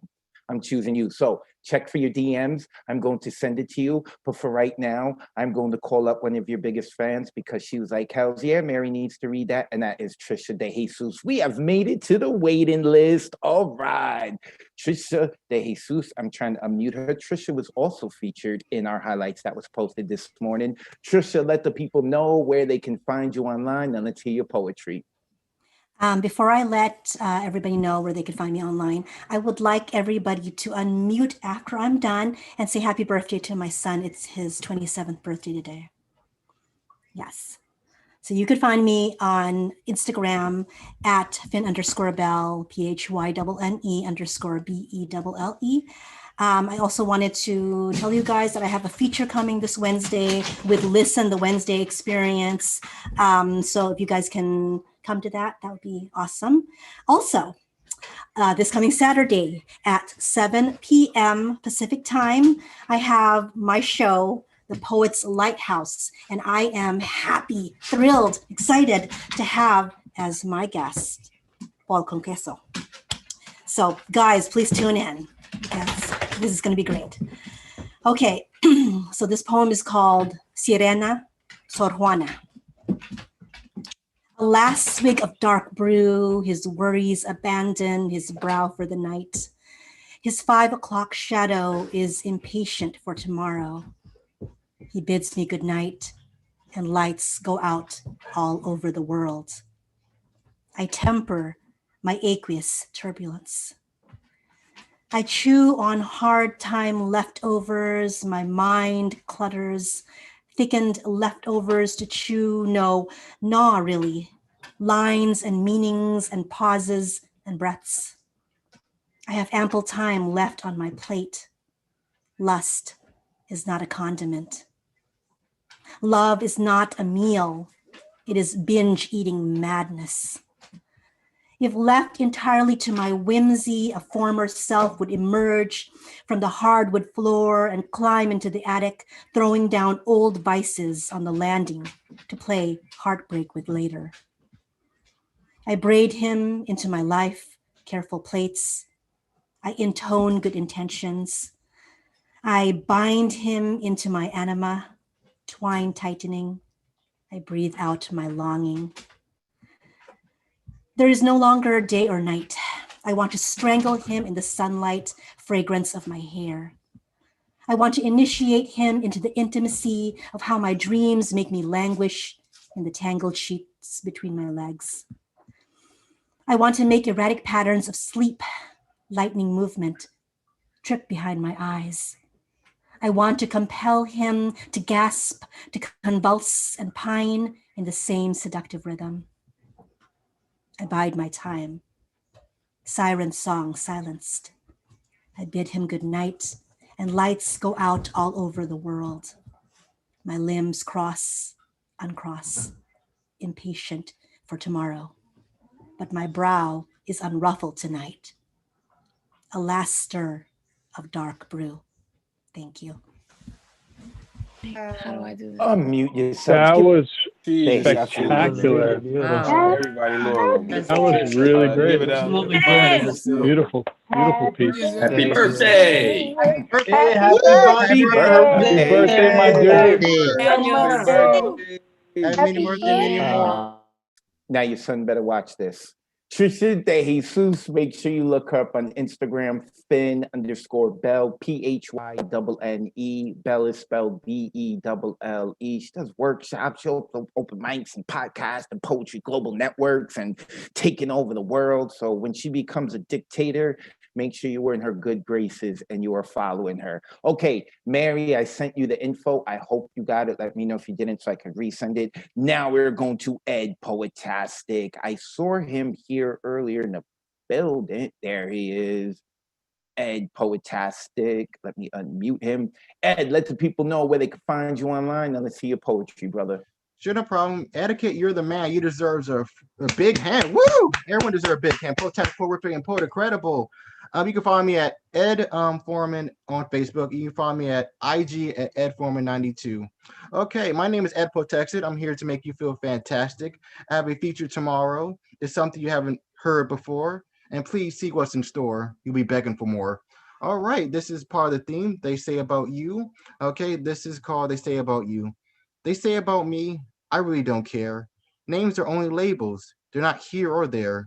Labels don't instantly disable. Don't wallow in dark despair. Know what some say about MLK and Gandhi. It really wasn't pleasant or nice. They helped on a deep, passionate degree, even for a painful price. People need to understand words are only words. They can be either iron or sand. Do not be too disturbed. They can't command or demand. When someone says anything bad about you, pay them no thought or mind. They don't know what you do. Leave their dark clouds behind. Get lost in your adventures in your view. Do not mind them. Be aligned while they stay blind. They don't control your fate. Can't push your buttons or pull your strings. Let them bask in their self-hate. Pursue your unique golden wings. We can all relate. Your life is whatever you create. Thank you. I'm sorry. Unmute yourselves and give it up for Eddie. Oh, Eddie! Yay! All right. Yo. Let's go, Ed. Ed, man. Poetastic, brother, put your info in the chat so the people can give you a follow. Next coming up, Bushra El Nusi, and he's gonna pronounce his last name again, man, because I hate butchering people's names. I don't like when they mess up my name. That is not cool, you know. So I apologize. Bushra, make sure you say your name properly so the people know. Also, let them know where they can follow you online. Then let's hear your poetry. Sure thing. Actually, I got it pretty close. It's Bushra El Snousy. And you can find me at Facebook. That's where I'm mostly at the same name, Bushra El Snousy. I'll put my stuff in the chat bar after I recite my poem.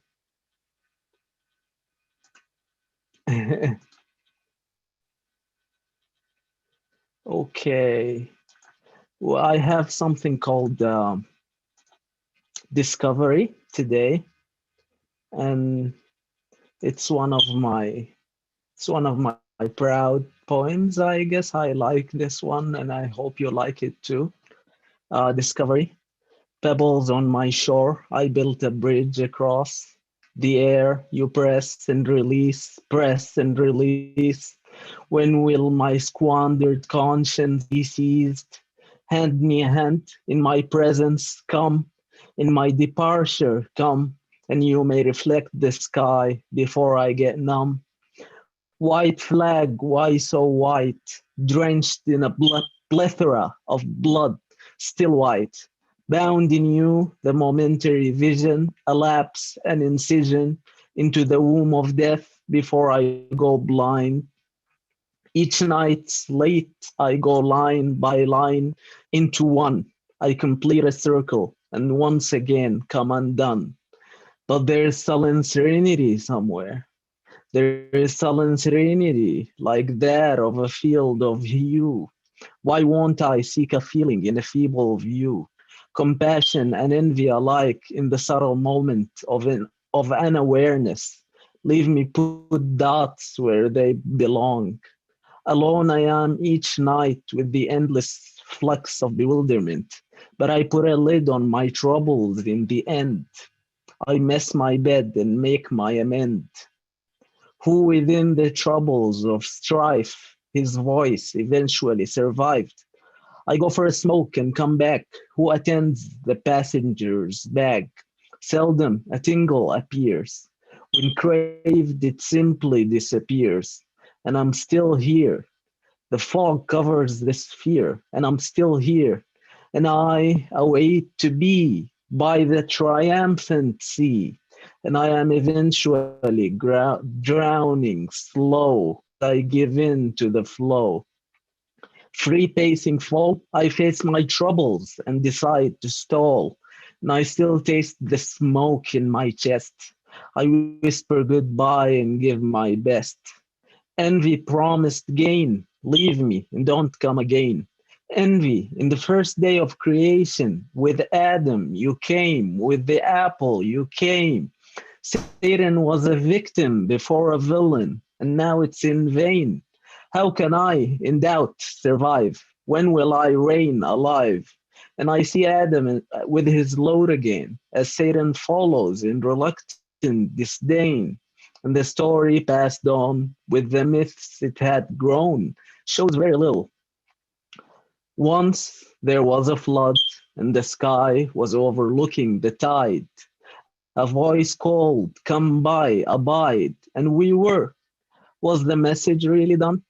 In the land of possibilities comes the drawback of conscience. The man looks up, up, up, always up until the clouds weep for light in a thunder striking bright, and the earth moves on. I called for a discussion, but my debate was not won. On cereal earth, under virgin smothering sun, the burned continent reaches out. Come in, walk about. And the children, the sweet children, out to play, see the sea, the desert, and the playground as they truly are. They try to open the lid, but keep it ajar. In man's thought and deception, a cage, a stage, and many performances. Why buy ship? Why buy the safety boat? The soul surrendered. The soul surrenders all it had sought. The artisan starves. The unknown dies in anonymity. And we watch the decay of earth after each death, after each rebirth. And there is sullen happiness to be found. There's emphatic sorrow all around. I hear the inspired voices before sleep. I can't laugh, but I don't weep. With the heavy waves swishing by, words so often die. My pillow, my widow, my window, why bother me late? Why rattle my comforted state?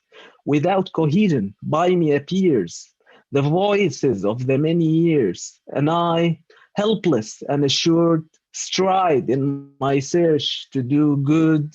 Who kills the innocent? Who is the most ignorant? And I go far and come back with good books in my sack.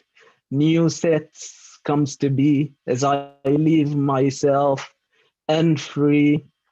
But with each epoch or epoch, little awareness, little fairness, little selfishness, and dreams of a lousy utopia. Discovery, tingle unfelt but realized.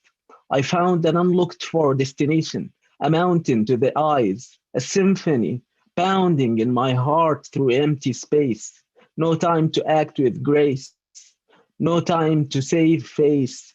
I'm naked and my mind sees true, flaming red and then blue.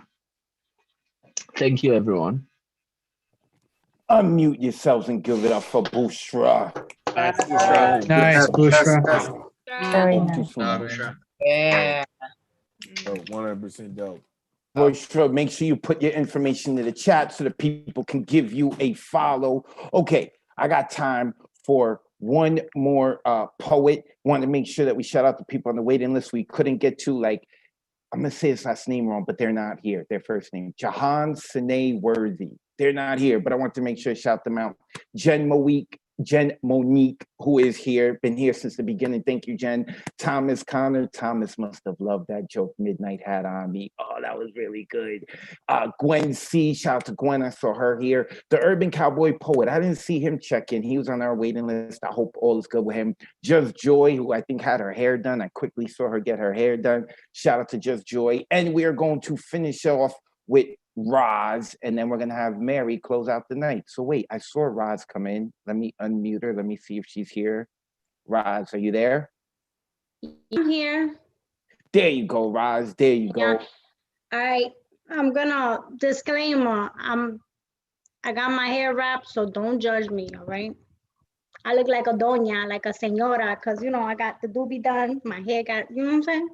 I feel like I'm at home. I love it. I love it. I'm about to take a flight, so you know, gotta get ready. All right, so this one's called In a New York Minute. My heart races vigorously when I know someone is looking at me. My face matches my hair when I'm the center of attention. Not anymore though. My hands shake when my name is mentioned. Time travel is real, and suddenly I am 3. A game of peekaboo, closing my eyes tightly in hopes that you can't see me. But just for a second, as I catch my breath, a breath of promise that no one can see the battlefield within me, I am codependent on all things imaginary. I picture me on a plane ready for a tropical destination, but only on a window seat where people are less likely to touch me. Time travel is real, and suddenly I'm away from the screaming baby on aisle 3. Never mind that I'm loud, it doesn't count when the noise is me. public speaker, poet, dedicated to client advocacy, yet trying to teach about my anxiety is like expecting people to read the terms and conditions thoroughly. Even everyone, including me, scrolls down to the bottom, refusing to read.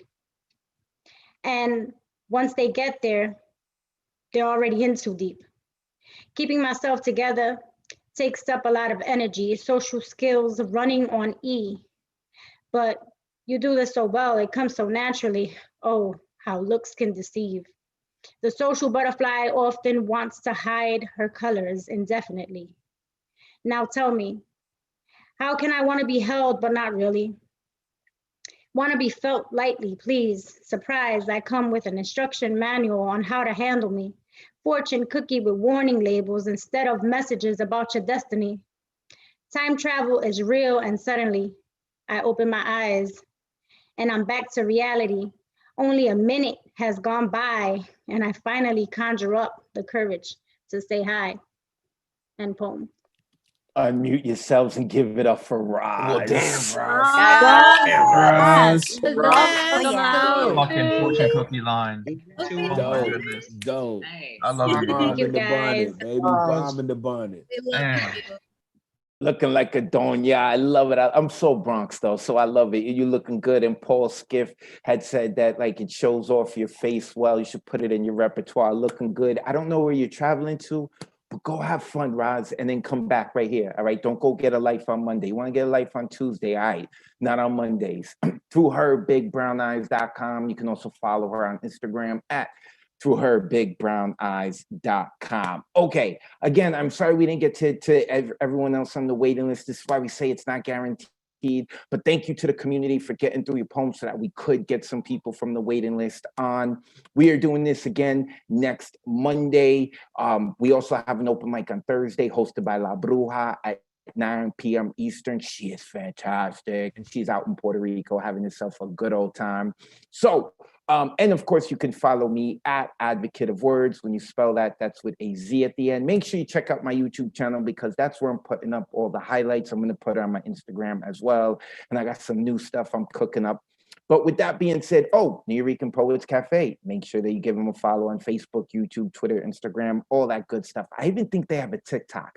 I'm not involved with it, but I think they have a TikTok too. Nonetheless, with that being said, we are going to end the night with Mary Blenderman. I love this idea that I'm saying, we should start having other people end it well so we can hear the voice because this really is like a community. So with that being said, I am going to spotlight Mary Blenderman and shut up. Mary, take us home.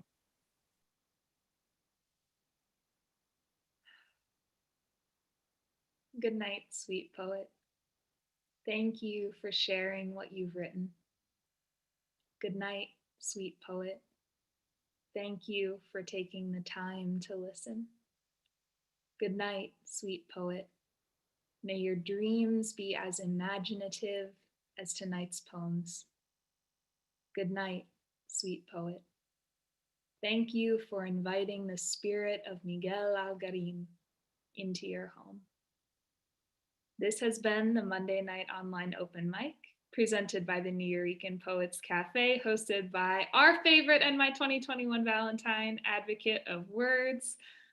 On behalf of our beautiful community, I, Mary Blenderman, would like to say good night, sweet poet.